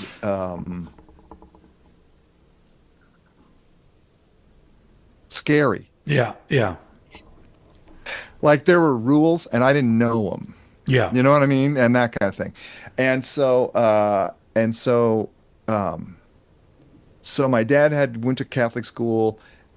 He called himself a lapsed Catholic or a Reformed Catholic or an anti-Catholic or an ex-Catholic or something. He stepped away from it very fast. But like this is his. I think he got this for like, I don't even know the steps. I think you get baptized and then you have to go through communion or something. And I don't know when that happens because my mom's family were Protestant people and they were like married and buried. That's what church was. Oh, So you know what I mean? It was just married and buried. yeah, And plus you're from a small town, like a very small town. yeah, And so everyone has to go and you show up, you do your thing, da da da. You get married there, you get buried there. That was the whole, they didn't really go to church. yeah, And my mom was not really into it. And so my dad was like scared that I guess he was going to go to hell or something. And so he didn't really know how to let it go yet okay, because they got him young. They yep, got him very young. You know what I mean? yep, So he was, he would be trying to basically live up to his mom's expectations because his father died when he was very young. You know what I mean? So there was a lot of trauma and drama in the family. yeah, And the family unit that survived, his brother and his mom became close knit due to tragedy, so I think the religious part of your love, it just gets mished up in there. You know what I mean? And you don't know which parts you can pull out and which parts will still exist. And my mom was very much like, I'm not Catholic. That's not my mom. That's your mom, right? I didn't grow up that way, and I don't have to follow these rules. And that's yeah, not the way I was brought up. So yeah, bravo to her too. So yeah, basically, as kids, we got no religion in the house yeah, because it was like my mom wasn't really interested, and as far as she was concerned, she wasn't going to let this other shit go on. And so that's fine. They were by no means satanic. I'm not saying that was not going on. yeah, They were very much into philosophy and morality and etiquette and ethics and morals and all this kind of stuff, but it didn't have to have a god attached to it. And so that's okay. So like this, these are the two things that I kept from my grandmother, my dad's mom's house yeah, that have I have everything she owned had a religious connotation to it. yeah, And so the few things that I own, they're just religious things so like my uncle, who was a total badass, he was my dad's older brother, George. He just was like kid of the 60s. He didn't grow his hair out and all that other kind of stuff, but he was like, we're breaking out of this fucking thing. And so as kind of a joke, he bought Salvador Dali's The Crucifixion of Jesus Christ for his mom, yeah, which she hung up on the wall. And I think this was his comment where I'm going to take the surrealist freakout artist's version of and then this was my dad's communion thing. So whatever. So I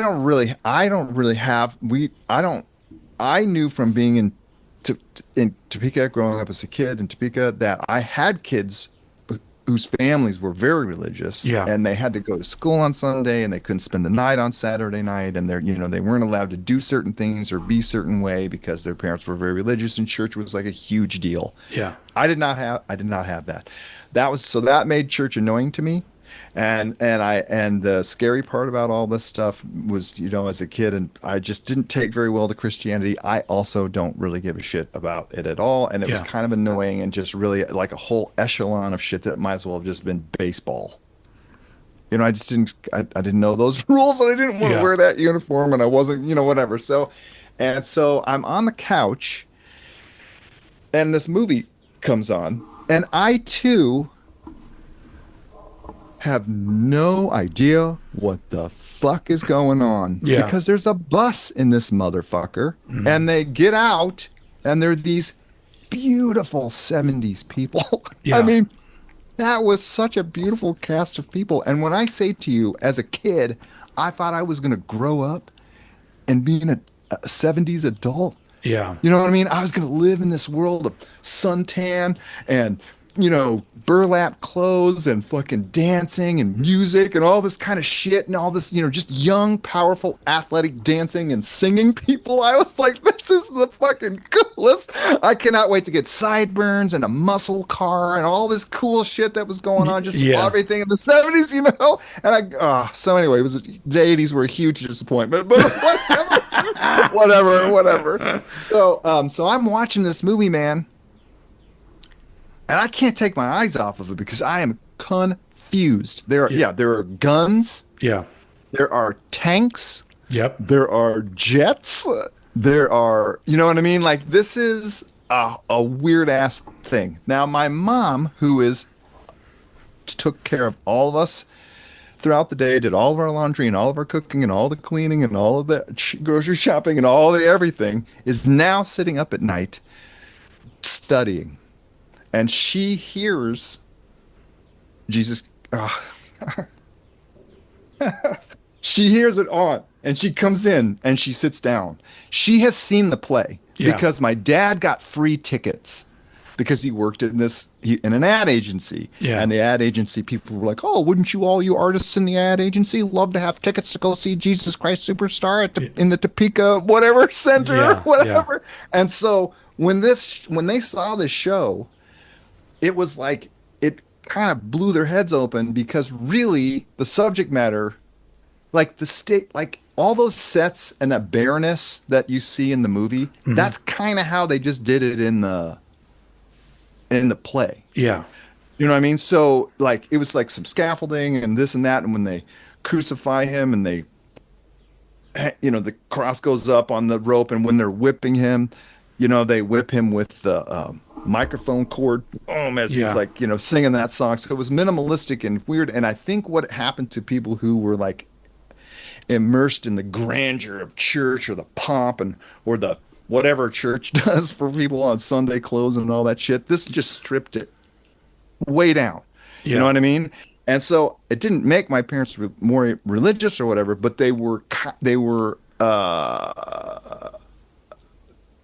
drawn to the presentation and the frock and the updating and all that kind of stuff. So she comes in and sits down to watch it with me.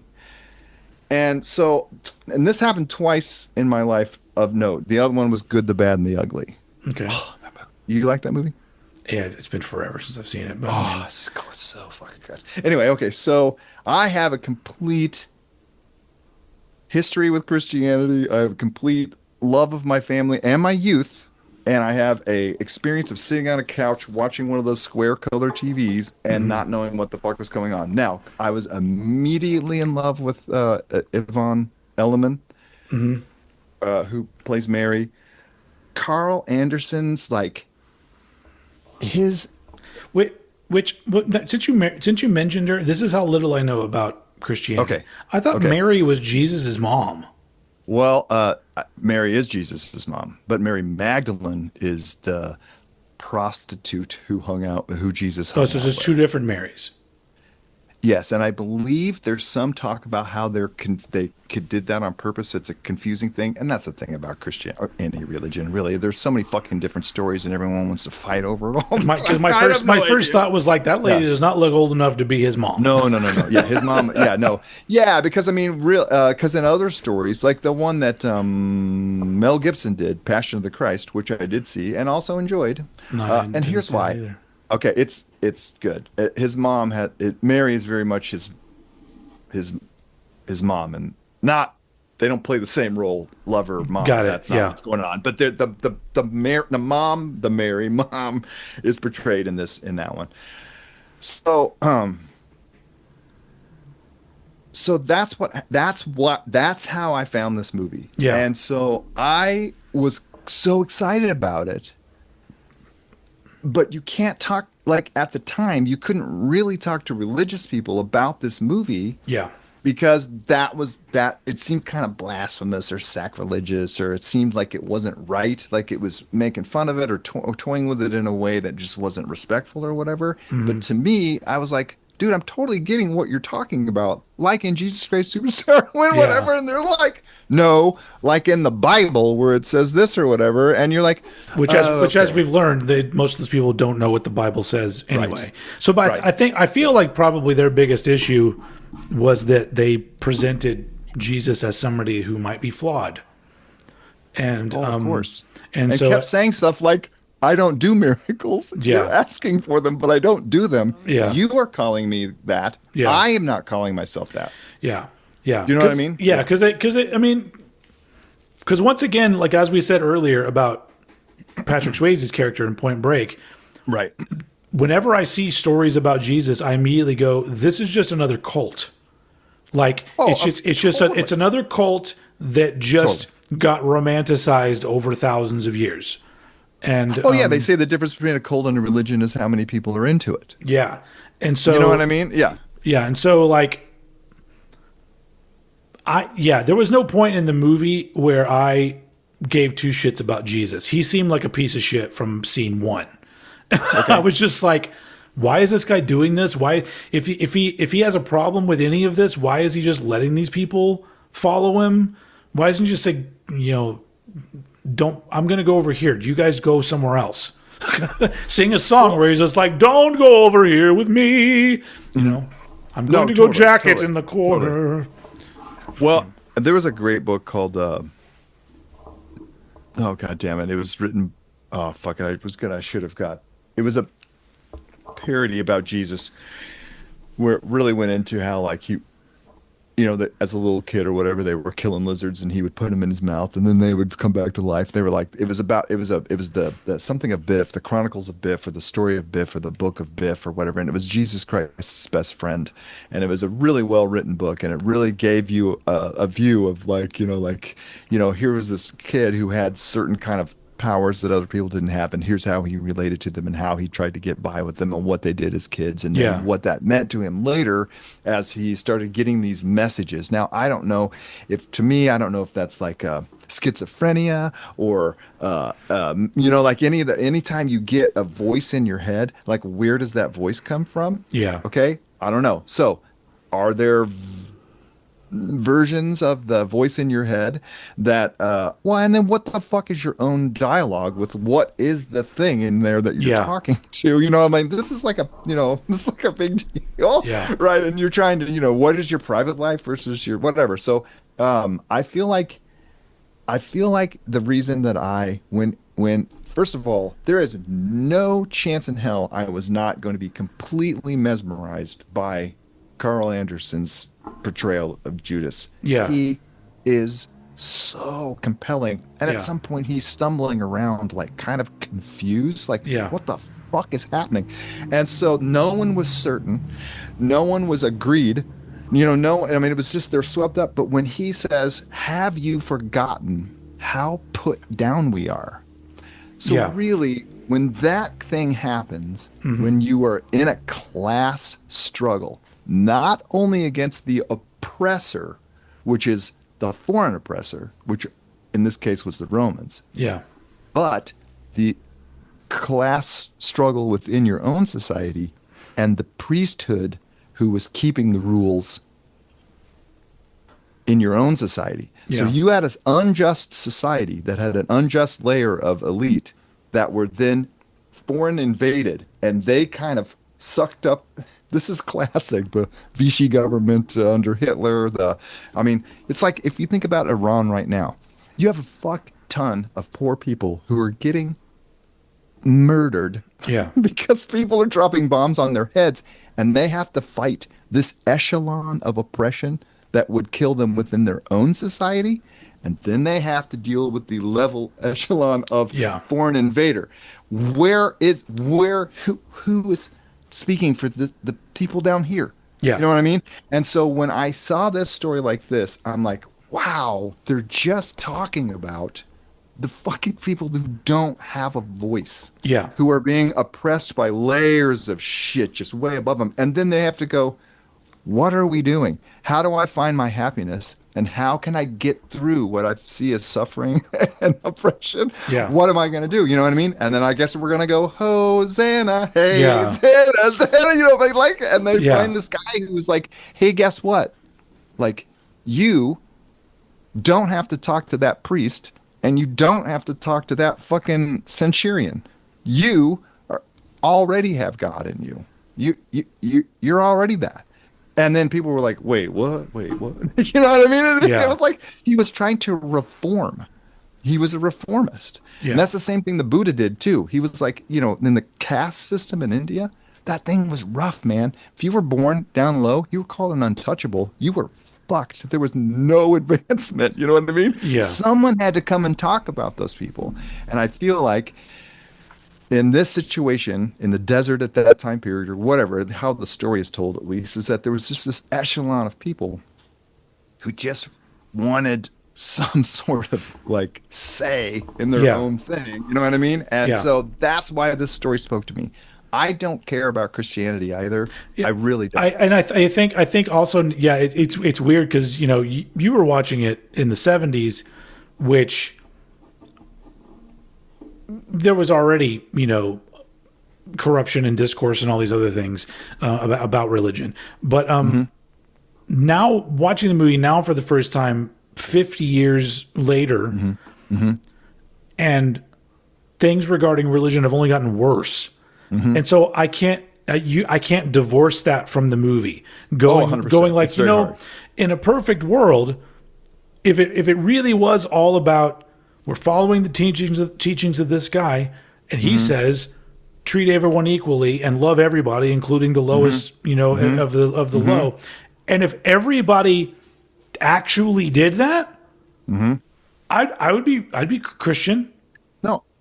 Or whatever it was. Yeah, no, totally. I totally agree. Because I would be like, well, I guess that you would call me that because I feel that's how I feel. I feel like like that people that have the most power are the ones usually being the shittiest. And sure, there's shitty people down here with us that we have to deal with. But like, I don't know, it just it fucks with me just because I as I watch the movie and the story's unfolding and I'm semi familiar with where it's going, but not totally. I just keep thinking to myself, man, like if this was anything, obviously not singing and dancing, but if this is actually what it was like, then it's even more depressing that these guys, as they've said in the movie, they're just humans. He's just a man or whatever. If it literally was just regular ass people trying to make a difference and shit got out of hand, it's even more depressing because it's just like it's never gonna be right. We're never gonna be a society of good people because if you take that aspect of the story and you bring it to today, to poor people, nobody's going to listen to them. Nobody fucking cares. We literally have made zero. We've made like technological advancements in but we have made zero advancements in what Christianity apparently is supposed to be about. Zero. Like, in fact, we've gone backwards to where it's even more of a divide where the people up there are like, fuck those poor people and fuck those foreigners and my neighbors, fuck my neighbors. And so it's just, it's anything like, so that part of the movie, the actual biblical part of the movie, I was so just like, it's so weird watching this now. Watching this presented to me in a very 1970s fashion, in a rock opera musical fashion, but the heaviness that's in my head whenever I think about religion, it's like, this is no singing and dancing time, guys. like why are you singing and dancing? We should, so that's why I wanted them to lean in, because like the machine guns, the tanks, the airplanes aren't actually involved in any part of the actual movie. It's just random scenes where Judas is there and there's tanks, but then it goes on to the next scene.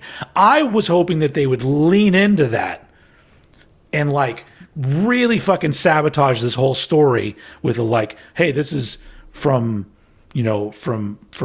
whatever part of the world and whatever year this was supposed to take place. But it's like, but now it's literally being sabotaged by shit that is happening right now that is fucked up. That, I don't know. I really thought there was going to be more of an opportunity to get into the similarities of the failures of then and the failures of now, because it seemed like that's where it was going. But it was just little hints of it, which I really loved those scenes.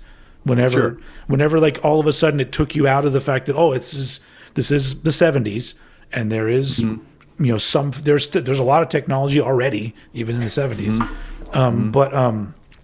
So I wanted it to be more like that. Sure. But it was too much. Go ahead. Too much what? It was it was too heavy on telling the actual Bible story and not Of course it enough was. on Yes. subverting the Bible story, which is what I wanted it to do. Totally. And Yeah. and I get what you're saying. Yeah. At the end of the day, it is a retelling of that story. Yeah. From I think it's like the last couple of days of his life, or the I think I last read it's the whatever it last is. 6 days. 6 days. Yeah, it's like Yeah. the last. Yeah, I was going to say the last week or whatever. So this is, and I think they call this the Passion Play. I'm not really entirely sure, but when you go see the Passion Play, it is basically about the death and resurrection of Jesus.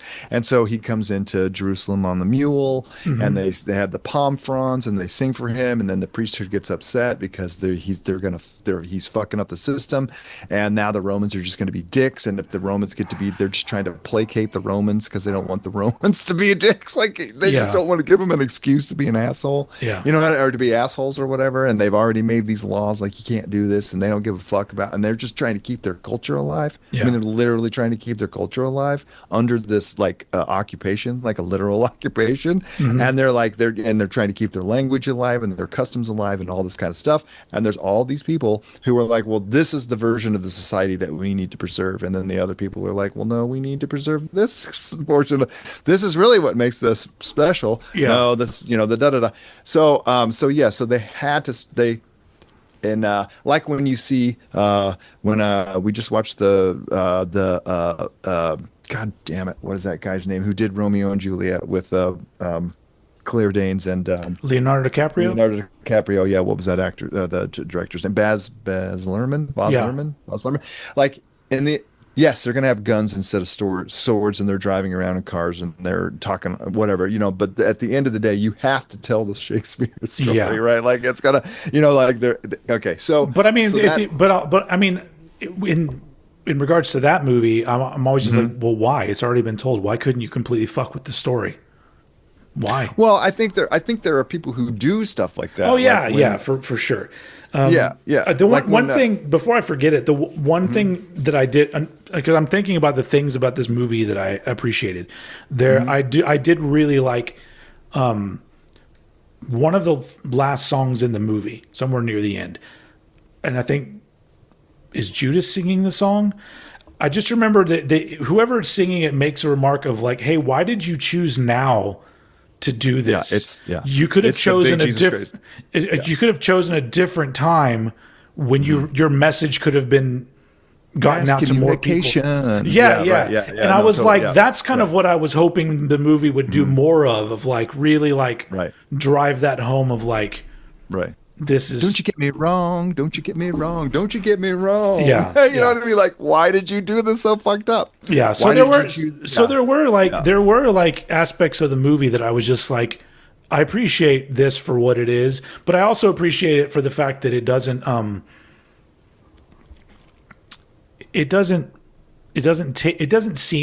take the subject matter too seriously. No. Because there's enough in it where I go, okay, they're camping it up a little bit here. So it doesn't seem like you're sitting through a church movie. It feels more like a psychedelic fever dream as part of the time. Totally. Yeah, no, it does. Agreed. Yeah. Agreed. Yeah. And so yeah. Anyway, that scene at the end where, and remember the tanks and all that stuff come after Jesus has like he's smashed the temple. He went to the city. He's been out in the sticks and he's been with his yahoos and he's been teaching parables and all sorts of stuff. Like Confucius would do or the Buddha would do. I mean, these are not unfamiliar. This is just this version, that guy in this place during that time. And he comes in and he realizes that, the temple has turned into a money changing thing. And there's the big bazaar out front and it's all about exchange. And you can, literally that song is about, I got hemp and I got, anything you want, they will sell it to you. So he was just mad that it became a store. Yeah. People were selling things. My temple, and I don't know why he says that. Yeah. But my temple is supposed to be a house of prayer, and you have turned it into a den of thieves. And he smashes the place. So right after that, here come the tanks. Yeah. And it's like, okay, well, you fucked up. You fucked with business. Mm-hmm. You know what I mean? You fucked with business, and business is not going to have that. Yeah. And so the Romans and the Pharisees, I guess is what they're called, the Jewish. I love that you. I'm very happy that you know all these words because I don't. Oh yeah, well, okay, so good, but like, and here's the deal, like it real this story really could be. I'm just so enamored of like the thing about subverting the fighting and the tanks and the fucking up and the doing and the da da da da da. The thing that comes into this is Simon, the zealot, and Mhm. he's the one who's like,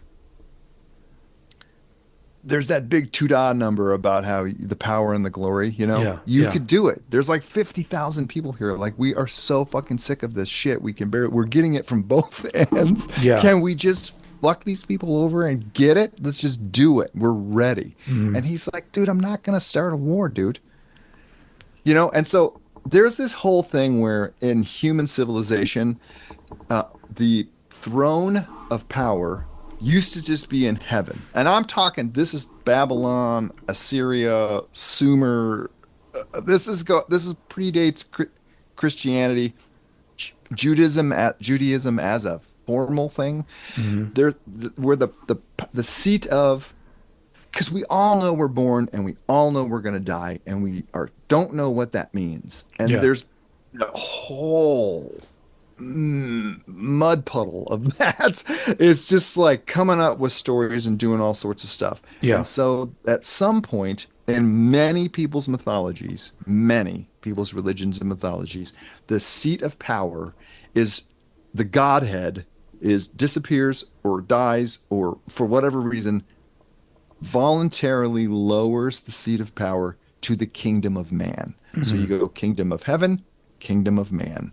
And so that's when you get your first kings and your kings lists and the who begat what and blah blah blah and all that other kind of shit starts flying off of that kind of stuff. Yeah. There is so but the kingdom of man is corruptible. It is corruptible. Clear. Yeah. Yeah, clearly. The kingdom of heaven, when you had certain like polytheist god damn it, I can't even say it now, when you had many gods, when you had a pantheon of gods, right? Yeah. You from like Zeus is fucking girls and having babies, and you know what I mean, they're still corruptible. They'll do whatever they want. They just use us like play toys or whatever, dolls or whatever. We're just they're up in their Olympus or whatever, but they look down and they decide what they like and what they don't like, and they fuck with us when they want to, and they blah blah blah blah. But there's this whole deal where we had to take this mythology of many gods and spirits that controlled all these different things, nature spirits and weather spirits and da da da da, animal spirits and all this stuff. And for some reason, it all got distilled down to where there was this fucking one god that sat in a throne someplace in heaven. And then that thing had to come down to man. So constantly, when man gets corrupted, as of course it's going to happen, Mhm. people below that are under the control of the man corruption, the manhood, the human corruption, have to try to find a way to get through that to get back up to the heaven side so that they can give meaning to their lives, right? And so Yeah. so Jesus was like one of those people who was like, "Hey, Yeah. we're gonna like fuck the priests and fuck the Romans, Yeah. fuck all that. We're gonna go. You need to find," and that's where America is born. Hey man, I have these rights that were given to me by God. Yeah. That's who I am. No fucking government and no fucking king. Do you understand me? We're not going to do this kind of thing. I have inalienable rights. Yeah. I was given my rights by God. Pursuit of happiness. What is it? Life, liberty, and the pursuit of happiness. Which is hilarious, but Which, because it was not given yeah. to everybody, right? Because of the corruption of man. Yeah. So it's all of our duties as individuals to put aside all of that brainwashing shit Yeah. and go up to what is the unseen. Yeah. Do you know what I mean? This is the seen, and there's the unseen. Yeah. Are you the light or are you the light bulb? Do you know what I mean? Are you Oh. the light or are you the light bulb? And you need to figure, I think what a lot of people do to alleviate suffering is they begin to identify with the light. And they go, Sure. you know what? You're going to fucking you are going, like literally, the Christian God is drugged through the streets, whipped, made to carry a cross with a crown of thorns up to the hill where they basically tack him to it and haul it up. You know what I mean? And you're like, if this is the example of what your life is, you're going to get your ass kicked. And the whole time, you just have to go, it's okay, man. Yeah. I got a thing I'm going to do. I'm connected to a bigger thing. You can fucking fuck me over as much as you want right now, but you're not in control of me. If I have this and my heart, fuck you. Yeah. Which there's something to be said about truly feeling that way. Sure. It's the ultimate rebel. Yeah. I feel like I whenever we get into like discussions, not just you and me, but anybody, discussions about where the idea of the meaning of life is brought up. Sure. I always feel like and I'm sure there's probably some sort of philosophy or a school of thought or something, or maybe even a religion that is based on this. But like, I have found over the years, especially as I became an older adult, past my 30s, I am comforted by the ambiguity of the meaning of life. Sure. I don't want, if somebody came to me and said, I'm going to lay it all out. Here's why we're here. Here's why we die. Here's how it is. I don't want to know any of that, because I think there's a beauty in there being this big unknown and there not being an actual answer. I don't want to know why I'm here. Great. Because it's a process. Does it matter? At the end of the day, it doesn't matter why I'm just here. Every moment. Especially, thousands and thousands and thousands of years into humanity.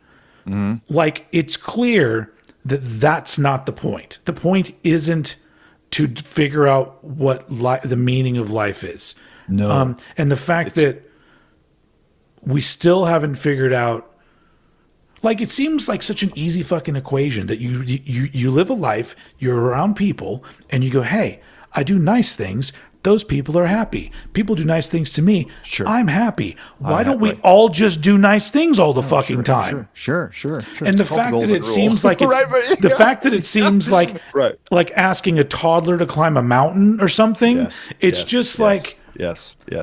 And so it's so upsetting, because I'm all like, everyone is focusing too much on the wrong things because we have no control over it. And so it's just like, can't you find some sort of beauty in isn't it great that like random shit happened and now I'm here? Like, that to me is fucking amazing. Because it's like, and I remember like when my son was younger, and he started to get to the age where he started just asking about life and death and all this other random stuff. And I would just be like, right. Isn't it so amazing that like, out of all the, all the parents in the world that you could have had, you ended up with me. You ended up becoming you. You ended up being born in this city, in this year, knowing that other people randomly get born in absolute poverty with no way to get out.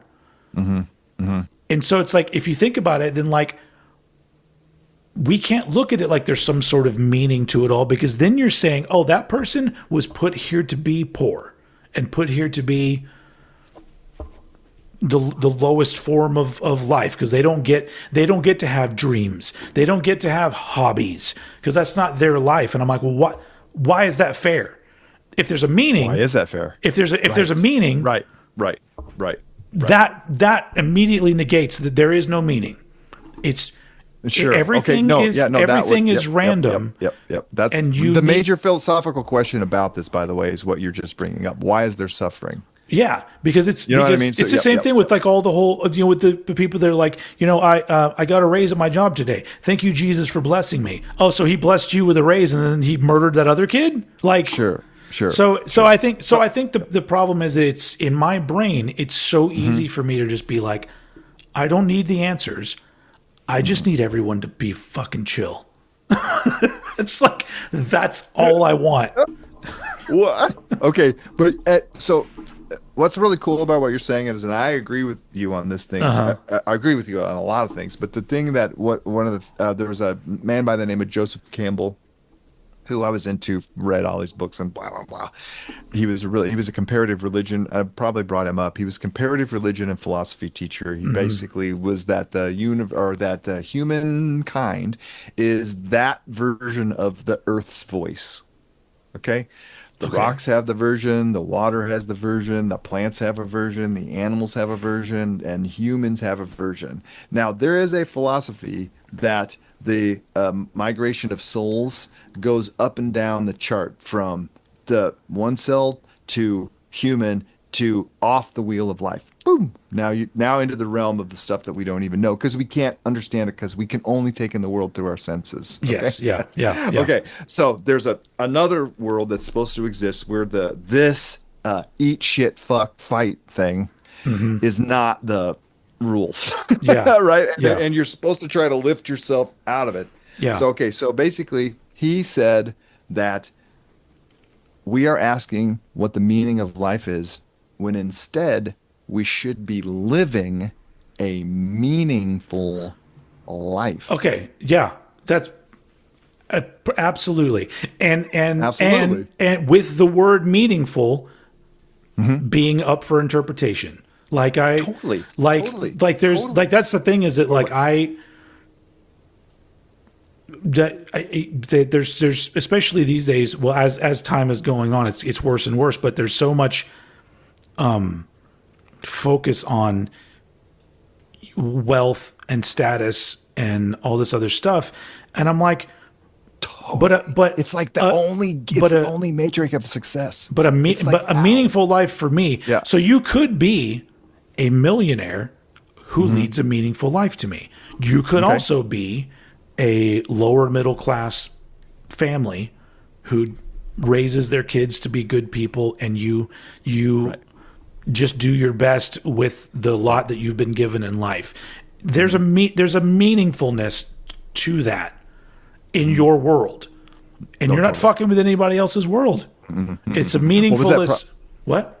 What was that propaganda line? There are people who have died on gallows and lived in better. I mean, it's that. I don't right? remember that exact line, but Do you yes. remember that line though? There was that. It was trying to remember what song that was in. Basically, there are better humans who have died at the end of a rope Yeah, than have lived in a castle. yeah, and so it's like, You know what I so, mean? but I think Yeah, it's all right. but I think it boils down to putting so much meaning in or putting so much time and effort into something that it's impossible to come to a conclusion or an agreement on.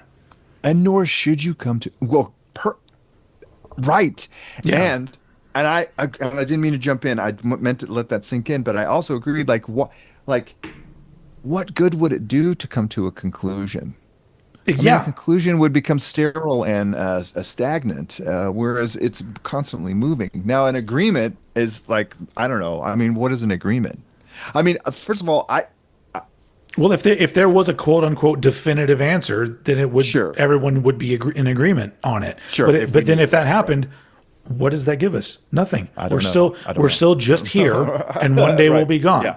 And one day we'll be gone. We'll be someplace else. Who knows? Or we won't be at all. I mean, yeah, no. Yeah, Totally, and I totally. and I would and I Yeah. and I guess I'm just I've gotten I just focus on on being here because I'm just like I think about it every day. Like it's weird that like I'm not a spiritual person by any means, because my brain just doesn't work that way.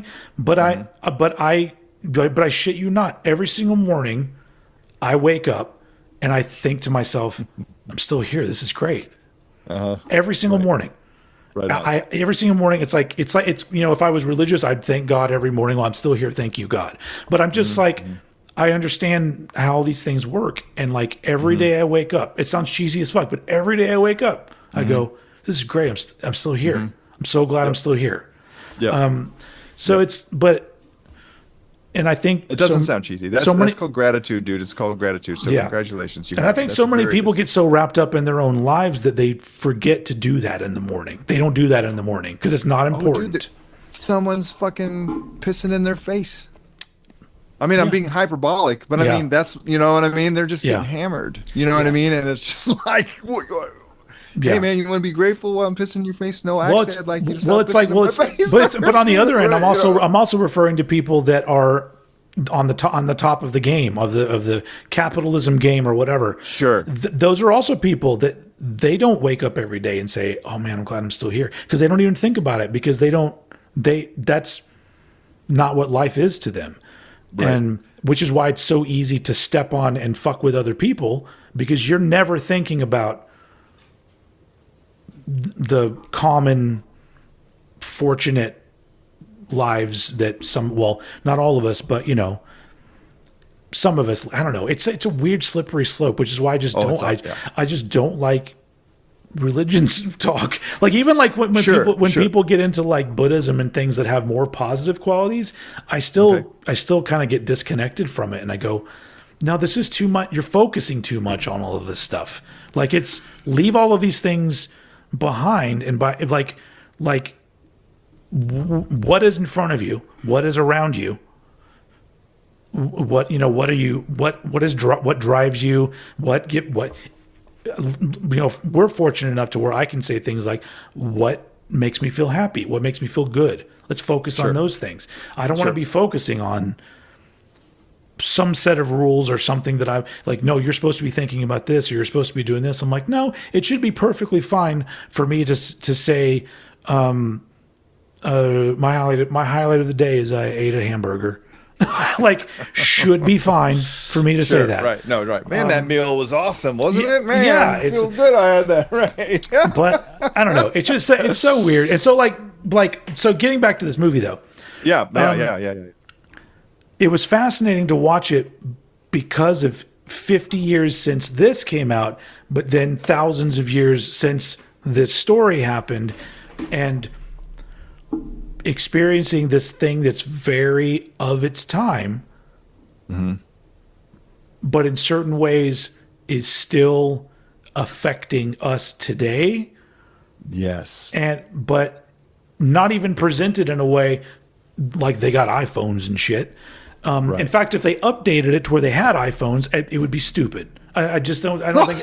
I was like, I'm like, no, you don't need to do that. Yeah. So this update existed in an era where it was feasible to jump that far. Yeah, but and if it's you like the jumped song, from that the to fucking iPhones, you'd be like the songs would be like, text me what's happening.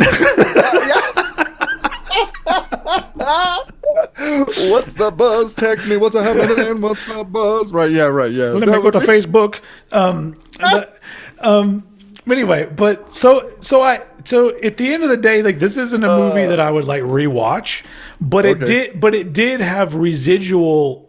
It did remain in my brain to where I went and like read a little bit about, the original album, the stage play, the movie, and a little bit of the things behind putting the movie together. And that alone made me go, look, I may not like this movie. Sure. But there's something to be said about a movie where I thought about it afterwards and I wanted to know more about it. Yes. So, dude, we haven't talked about Caiaphas. We haven't talked about fucking. Who is the Caiaphas is the. Go ahead. Who was the weird guy at the end that seemed like he was a porn star and had all the weird artsy people with him, and there was the pool. That was the king. King David was first, and then he was king. I can't remember his name offhand. I want to say Solomon. But I'm sorry that I don't know that detail. But he was basically he was the royalty. Yeah. What? It's like the stuff that because like you've clearly like read. You're a well-read person. Well, and I'm not because like.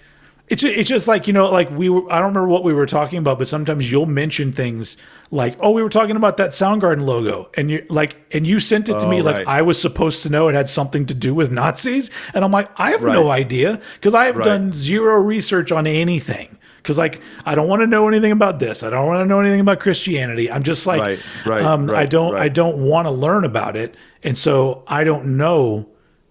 I literally know nothing. And so like with religion, I know there's Jesus. I know he was on a cross and I know he died. Nazis, I know there's a swastika and I know there was Hitler and that's about it. Right. But you talk about stuff, and it's like not only have you read stuff, but you retain knowledge about these things to speak about it in a way where I feel like I'm being educated. Sorry. And no, it's good.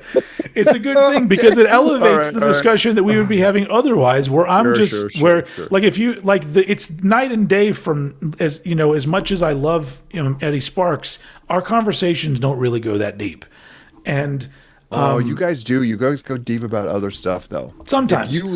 If you listen to what you're talking about and you take what you're talking about metaphorically, it applies to huge amounts of shit, which is why the two of you are so like fucking captivating to watch or whatever. But anyway, I didn't mean to break in. No, I appreciate that because I don't. But it for me, it always feels like what am I? I'm trying to think of like like the. In like a Shakespearean play, you always King Herod. Oh, okay. But like in like some sort of Shakespearean play or something like that, sometimes there's the character that's like kind of an idiot, but ends up saying something profound. Oh yeah. And I feel like that's me. I feel like overall I'm not the smartest person. But I think my brain works in certain ways to where things will connect, and it will go, "Hey, you get." He said a great thing. Wow, it was surrounded by a bunch of fucks and shits and stuff. But I mean, it's suck on my dong. Yeah, exactly. So it's nice to like when I talk to you because you have a really your brain is the kind of brain I would like to have. Oh, stop! But for some reason you like talking to me, and I'm just like, well, that's fun. I do. That's cool. It is fun because I'm like you got a whole set of shit I don't know about. I guess I don't know. Yeah. I feel like I don't know anything. You know stuff, dude. I guess at the end of the day, in my world, I know some really important shit. Mm-hmm. But in the grand scheme of the world, I don't know. I don't really know anything. I don't know nothing about religion or sports or any of the things that people talk about. Sure. I don't know. Does anybody know anything? I don't know what the last Marvel movie was about. I don't know anything about that stuff. Was it Thunderbolts? Fuck, I don't know. I don't know either. I didn't idea. see it. Though that it had David Harbour in it. Oh, I didn't want to see it because David Harbour was in it. I do. Did you see that Christmas movie he was in? Is it called? It's not called Silent Night. He's a Santa Claus. It's like Die Hard, but he's a Santa Claus. It's so good. He was in that thing? Yeah. Was The Rock in that? No. Dude, you're thinking of a different movie. Oh, okay. I can't remember what it's called, but it's good. Anyway. Okay. While it's in my brain. Okay. Oh yeah, please. Because eventually we're gonna have to get around to movies again, and there's a couple movies that I was like I don't remember talking about them or asking you if you've seen them. Okay. So I can get my brain going for the next movie time. Okay. Have you seen Clerks before? Yes, once. In the theater, just one time. That's fine. But this is what I'm saying. At some point, we're going to have to do the movies that are super fucking important. And maybe I saw it. But like when I said, hey, have you ever heard this band? You're like, well, yeah, I heard this song or I heard this record. Yeah. But that doesn't mean you've heard this other record. And that may be a whole other thing. And I feel like you're not wrong. I feel like, like if Clerks is that, because I would actually like to see Clerks again, because when I went to go see it in this little, it was a big movie. It was a theater that had a screen in it that they converted to a movie theater, and then upstairs they had a smaller theater very few seats and a smaller screen, and you could go in and watch the movie. And I watched the movie and I left there going, I don't think I really liked that movie. I don't think I understand what happened. I don't think I got it. So I would actually love to see it again, because I have seen, didn't he do Chasing Amy? He did, yes. Okay, so I saw that, like you've said before, hey man, if we were sitting in the same room and you said, hey, do you want to hear this really cool song, and you played it, I would probably like it more than if I am sitting in my, so when I saw that with these two guys that were like that I liked and they were into this movie, I was like, this is a really enjoyable movie. And then like, maybe I need to go back and figure out what I missed Oh, maybe. Do you know Yeah. what I mean? I would watch Clerks because I Yeah. know it's one of your Okay. favorite movies. Okay. Yeah, it's also it's a very important movie, just but as for to me, but Okay. what was it? Now I'm trying to remember what Oh, sorry. there was another one that I was just like, I wonder if he's seen that movie. Well, it's not in my brain right now. Okay. It'll pop up later, and I'll ask you. But yeah, because I was just thinking about it because it's like the only other things I could think of would be like I'm trying to think of movies that like have some kind of importance to me. Because if we get Okay. to like I could tell you to watch. Oh, you should watch. We already did a Stallone movie, but like Cobra is my favorite Stallone movie, but it is dumb. Okay. Okay. It's All right. real. Okay. It's I love that Okay. movie so much. Sure. Sure. But the things that you were laughing at for Point Break, triple in Cobra. Do the power of three, man. yeah, This thing is like, this is like, yeah. I'm trying to think of movies that like, there's some sort of level I can add of like, well, it's actually important in these certain ways. It's not just some random movie that I love. Because Totally. Because then there's a lot that like, somebody would say that movie's not very good. I'd be like, so? So I liked it. I liked it. It was good. Care. Yeah. Didn't you think the acting in that movie was bad? I'm all like, well, yeah, the acting's bad in a Yeah, lot it of was pretty movies. bad. Yeah, sure. But whatever. I liked it too. Yeah. I think the best part about what's going on right now is that your microphone is meshing with the top of my head, and I look like I have a black siren on my head. Oh, I thought you looked like Kid from Kid and Play. Oh no. Oh, have you ever seen House Party? No. I would love to see House Party. I would love to see House Party. That one. Yeah. Okay. But I right. Look, I did want to say something about this because, like, I watched Jesus Christ Superstar today. Yeah. Yep. Most of it. And I'm going to tell you what, I see these characters and I just start crying. I don't know what the deal is. Interesting. I have no idea. And I've said this to people: if Christianity was that movie, Yeah. with those actors, I would be at church every Sunday. I would be there early and I would stay late. Do you know what I mean? Yeah. It was that little view, and people just talked about the movie instead of the Bible, which is like so I've tried to read that fucker. I've got through the Old Testament and I'm like, Jesus. Yeah. And I haven't even Jesus. And I haven't even got to the other part. And it's like, You didn't get to that part where it says, "Don't take his name in vain." Don't take his name in vain. Jeepers Creepers. So I watched it today. I'm very, I just start crying. I don't know what it is. Well, you've lived with this movie for a long time, since your childhood. Oh man, dude, when Judas hangs himself, dude, and that picture. I of was that really surprised at black that man, because this that movie black is man on rated a G. but it's a black man on the end of a rope in yeah. a tree. And when you fucking that Yeah. image just fucking punches you. Yeah, in the it was pretty. fucking That was a pretty heavy image because I didn't know that his. Well, I was going to say his character. Well, I mean, I don't know if he's real or not. I didn't know that Judas killed himself. I did not know that. That was like you turned Jesus in. Well, look what happened to you, kind of thing. You know what I mean? But I thought this one was all. That's why he's stumbling through the. Oh fuck! Like the way they portrayed it in this is, he was like he did not him. No one understood how important what was going on was. Yeah. They all brought this ego thing to it, and then they realized after they kicked his fucking ass, Yeah. and then killed him in front of the town. Which is why they made up a story about him coming back, because they're just like, oh, it's fine now. He came back. Fine, he came back. It's fine. He had to die. He had to do it. Speaking of that, continue. Yeah, no, you continue. No, well, I felt like they dealt with that very good in this movie, but like, look, man, I've seen other takes of this. Like, there's been this show, like it's on right now. Speaking of Wicked, the woman who plays Alphaba, the actress, what is her name? God damn it. The lady who plays Alphaba is Jesus. Who is Alpha? Alphaba is the main character in Wicked.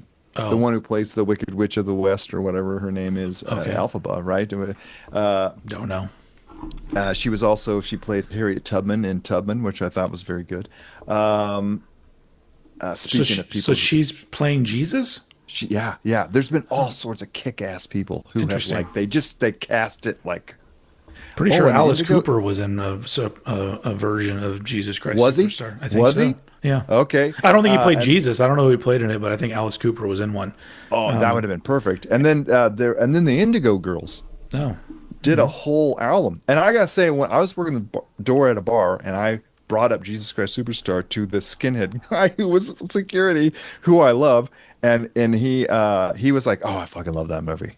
And I was like, "No way!" And then we started talking about it, and he was like, "Dude, we need to do a whole local production. We'll just get everyone from all the bands to be in the movie." He goes, "What part do you want?" And I said, "I want to be Pontius Pilate." Because Pontius Pilate's character is the fucking greatest. Like that dude is like he was in Fiddler on the Roof, and he Oh was yeah. also in he was also in The Shining. Oh, He okay. plays a office person at the hotel or whatever. That Barry, what's his name? Bernard Barry. Oh, fuck, I can't believe I should have taken notes on this stuff.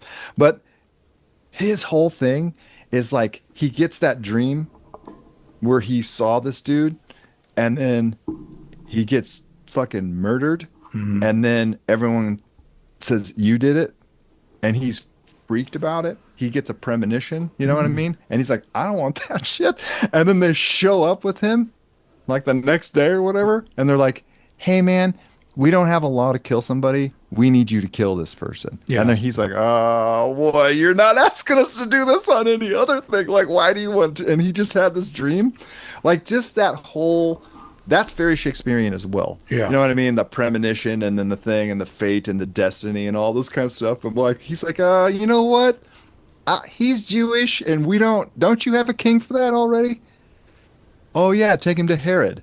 And then Herod is like, get him the fuck out of here. He's not gonna fucking turn my water to wine. I don't want to Yeah. fucking talk to this bozo. He's not doing Yeah. shit. Take him back.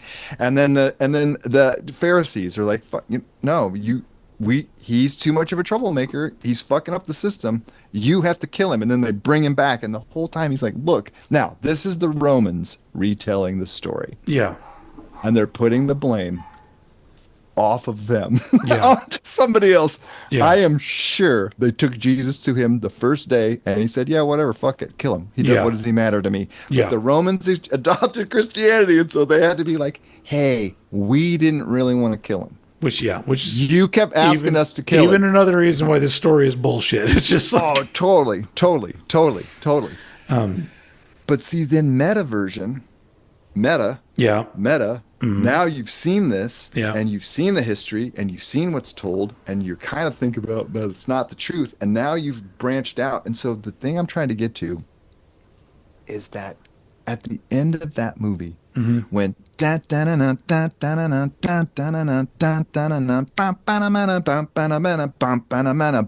go into that Christmas fucking carol, and it just starts fucking flashing fucking Jesus paintings at you, just blam, blam, blam, and they're all Yeah. him just fucking getting nailed, and the pain and the blood and the thorns and the crying and the people weeping and Yeah. this whole fucking thing. And you, despite what I think about what happened, that story resonated. Uh, Do you know what I mean? Like, Yeah. you could say what the fuck you want to about it, or what you believe, or what you don't believe as an individual, which I have done plenty of, but like, there are millions of fuckers who just think that story is the shit.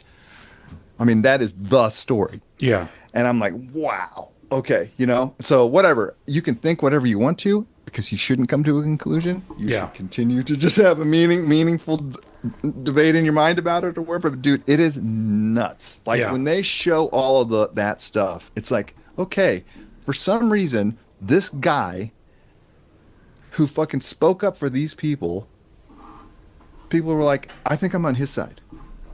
Do you know what I mean? Like it's just weird, and it just inspired songs and art and all sorts of shit. Anyway, it also inspired war and murder and blah, blah, blah, blah. We could get into that for sure. We could totally get in that for sure. But we all have to make the decision: are we gonna kill or are we not gonna kill?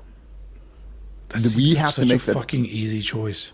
Well, maybe, but see, Darth Vader, he came up against that. He thought he was killing for the right reason, and it turned out he was Darth Vader. And speaking of, I think Caiaphas with that fucking Darth Vader chest plate, he's walking around with his nipples and that fucking chest I plate. thought being that Darth wasn't Vader. lost on me that it was pre-Star Wars Star Wars. Star Wars, yes, yeah. And that dude is badass looking, Yeah. man, and he's got that low voice or whatever. Yeah. Like, there's so much good casting in this movie. Yeah. Anyway, I don't know. Thanks for watching it, man. Sure. Thanks for not totally hating it. By the way. I wanted to know what you thought about the ending of the movie, though, because the ending of the movie, all of a sudden, Yes. you have all the actors getting back on the bus, but the actor who plays Jesus does not get on the bus. What does that mean? I don't know, and I think if what's interesting is that whole. By the way, Judas in white with all the backup singers in white, and that whole glittery Vegas thing that goes on, and he's like singing, Jesus Christ. I mean, this is this. If this was a joke, this would be the punchline, and I'm not saying it's funny, but I mean, this is what do they call that thing? The crescendo or the Climax? The climax. This is what we're here for. We're gonna come out and we're gonna razzle dazz you with this shit, which is also not lost on me that they went to that kind of Vegas style production to fucking but like, is that supposed to be heaven because everyone's in white or whatever? But that happens before the crucifixion, does it not? Yes. And then they're hammering him in. Yeah. And it says, "My God, why have you forsaken me?" Yeah. And there is no mention of resurrection. No. But I mean, Do you know what I mean? And I'm wondering if Norman Jewison meant the Jesus Christ number to be the resurrection number, because it should have been crucifixion and then that, but he for some reason artistically went like that, or whether or not and we've totally Tim Rice and who's the guy that Andrew Lloyd Webber. I mean, these dudes did this. Those two dudes have done a lot of shit, man, and they did this, and that's huge, I think. But I mean, I don't know who made those decisions. Yeah. But then, But then at the end of the movie, then they just take it all out of the movie altogether, unanswered. yeah. Everyone gets back on the bus except for Ted Neely, and I really think that was done to say, the story of this dude is yours now. Yeah. We're not gonna conclude with him. Do you know what I mean? I don't know. That's what I've always thought. Well, the one thing, because you've seen it a lot of times, the one thing that I wanted to try to remember was at the beginning of the movie, does he get off the bus? Do you see him physically get off the bus? Like, you see people get off the bus, but do you see the Jesus actor get off the bus? This is when you said this movie does not take itself seriously. Like, there's so much camp and cheese in this fucking thing that it's like that they're going to town or whatever. Yeah. Dude, I put on the movie today. Sequoia is home, and she was blaring her music. I got her one of those little boxes that plays her phone through her stereo. And so now it's like all bets are off. Like, there's just shit cranking.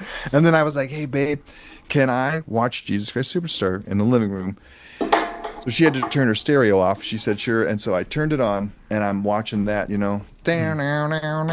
of course, so then here comes the bus, and everyone gets off the bus and all that kind of stuff. And then there's that scene where Judas is now watching. He's a part, and he's already in character. Yeah. He's the first one to get in character. Yeah. He gets in character and walks away and watches the rest of them fall into their roles. And so there's a huddle, everyone's getting on their costumes, and there's that whole huddle where they're like going around in a circle. You know what I mean? Yeah. And then all of a sudden, I laugh every time because I think this is fucking brilliant. Like, here's what film is doing. You know what I mean? Here's what film can do to your ass. Because the camera is now down in the crowd, right? And they're going around or whatever, and then all those fucking hands. The sun is sitting right there in the sky, and all those hands from all those beautiful 70s fucking racial, gay, bi, straight, fucking who probably all grew up to be Trump supporters. I would hate to think that was what happened, but like all those beautiful young athletic dancer singer people, art theater people, they raise their hands in that big ass fucking circle right in front of the sun, and then their hands go down and then up. Up from the middle comes that bare back of Ted Neely with just that, and he goes, you can't see his face, and he throws the robe down over his back, and he stands up, and the sun is eclipsed by him, and it goes dun dun dun, dun, dun, but going back to my previous question, though, you do not see his ass come off the bus. He shows up there. Because you could say the same thing about the guy that plays Judas, because like I don't know if you see him get off the bus and all of a sudden he's totally in character. But yeah, but like the Jesus guy, you don't even see him get off the bus. I don't think if he does, there's a scene where you see people getting off the back of the bus and the front of the bus. Yeah. And I don't know if you see, you know what? That's very interesting. I'll go back and watch the first part again just to see if you see him. I don't think you do. Because you don't see him get off or on. Yeah. Because it's almost like they were putting on a play, but one of them was not an actor. No. You know? Anyway, I feel like we've gone on a very long time. Oh, yeah. This is going to be definitely 138 people are going to watch this. If you want to get into a philosophical conversation. Anyway. Okay. I would more likely follow Bodhi than Jesus out of the two. Well, I just watched Corey Feldman versus the World. What is Corey? Have you heard about this movie? No. Have you heard about it? Is it a documentary? Yeah, and I saw that Mark Vanzetti guy who did that The Vow about that NXIVM guy, that cult leader, that NXIVM cult leader. It's fucking gross. It's really gross. And I tell my wife about it. She'll be into that. Yeah, and I think it's called The Vow. The Vow. It's gross. It's fucking gross. Like, it's very gross. And this Mark Vanzetti guy, who was a filmmaker guy, he fell into this cult thing. Just like anyone who thinks they're doing the right thing, and oh my God, there's so many problems, and this guy's got a couple answers, and we're really going to go for this kind of thing. So he interviewed this woman, and I really wish I could remember her name, because the only reason I watched Corey Feldman versus the World is because this woman speaking, I think her name is Maureen something. She's the director, cinematographer, she's an editor, she did the whole thing. She basically showed up with a camera, and Corey Feldman's fucking... Have you seen any of his stuff? Well, yeah, I know a lot of Corey Feldman's stuff. No, but I mean, go ahead. Like his music videos and recent music and shit. I know all of that. Yeah, I know a lot of that stuff. Yeah. Okay, the Today Show performances. Yes, and all that kind of stuff. Yes. Okay, I've seen and all that. that. Okay. This movie completely dives into that. Oh, cool. And it is absolutely I'm pretty sure he's nuts. So I feel bad for him, right? Because I mean, because like this was the whole thing. Like Mark Vanzetti kept saying, like, I do believe bad shit happened to this guy. Oh, for sure. Does that give you the right to then turn around and do bad stuff to the other people? Yeah. And I don't know that there's an answer. I mean, I would say no. But, and I don't even know if he knows he's doing it. But dude, yeah, no, I was going to say, I think most people would also say no, but it doesn't mean they won't do it. Right. Or they have justified what they're doing in another language that does that. Yeah. If you see this movie, you think your wife would love to see this movie? Well, I don't know about it's on Apple. I don't know about the Corey Feldman one. I'll probably watch that on my own. Oh, okay. You don't think she would be into that movie? I don't know. It really depends. We like a lot of the similar stuff. It was so funny though when I watched Jesus Christ Superstar, because like in my room I have like my TV set up, and I was watching it in here, and my wife's office is right next door. Right. And it's so funny. Like the movie ends. I'm rewinding the tape. I put it back. I come around the corner. My wife's at her desk, and she looks at me and she goes, "How was that?" And I was like, "It was interesting." And she's like, "I didn't even put on any music. I was just listening to it in solidarity." But my God. Wow. And I was like, "Yeah, her family is religious, right? Her family's religious, right?" No. I mean, they're basic Mexican religious people. They're not. Oh, okay. She's not religious, and Jesus, they don't go to church. Her parents do. Okay. Members of her family do. She may have grown up with religion in her household. Oh yeah, she did, but it's not the same. It's not. That movie does not Mexican people don't watch Jesus Christ Superstar and think this seems like religion. That's like it's a very different thing. But but my wife's that's one of the things is that like I think our marriage works so well because we, even if we have different tastes in something, we have similar viewpoints on those different things. And so like I as soon as I knew that my wife was listening to it, I was like, oh my God, she's gonna think this was the cheesiest shit, and she did. And I was like, you didn't. I was like, yeah, that you were just listening to it. I mean, you should have seen the scenes. The movie, Right. She has no interest in seeing it though. But I mean, I sent you that soundtrack on purpose so that you could listen to it without seeing the movie. Because when I was a kid, it was just on TV, or that was it. The only thing you had was the soundtrack. So that soundtrack entered my home. Yeah. And I used to listen to that soundtrack and look at those pictures in that album like anyone would look at any record over and over and over again and listen to it over and over and over again. And I'm sorry that your version does not have a big 10-inch by 10-inch booklet of the lyrics and all that kind of stuff. Doesn't even have the credits. I wanted to look who the rock musicians were on it, but oh, see, I'm sorry. You know what? I'll look it up though. Of that. Okay. It's a really great. I mean, it's a 1973 pressing. Yeah. And it's in really good shape, aside from just being missing a booklet.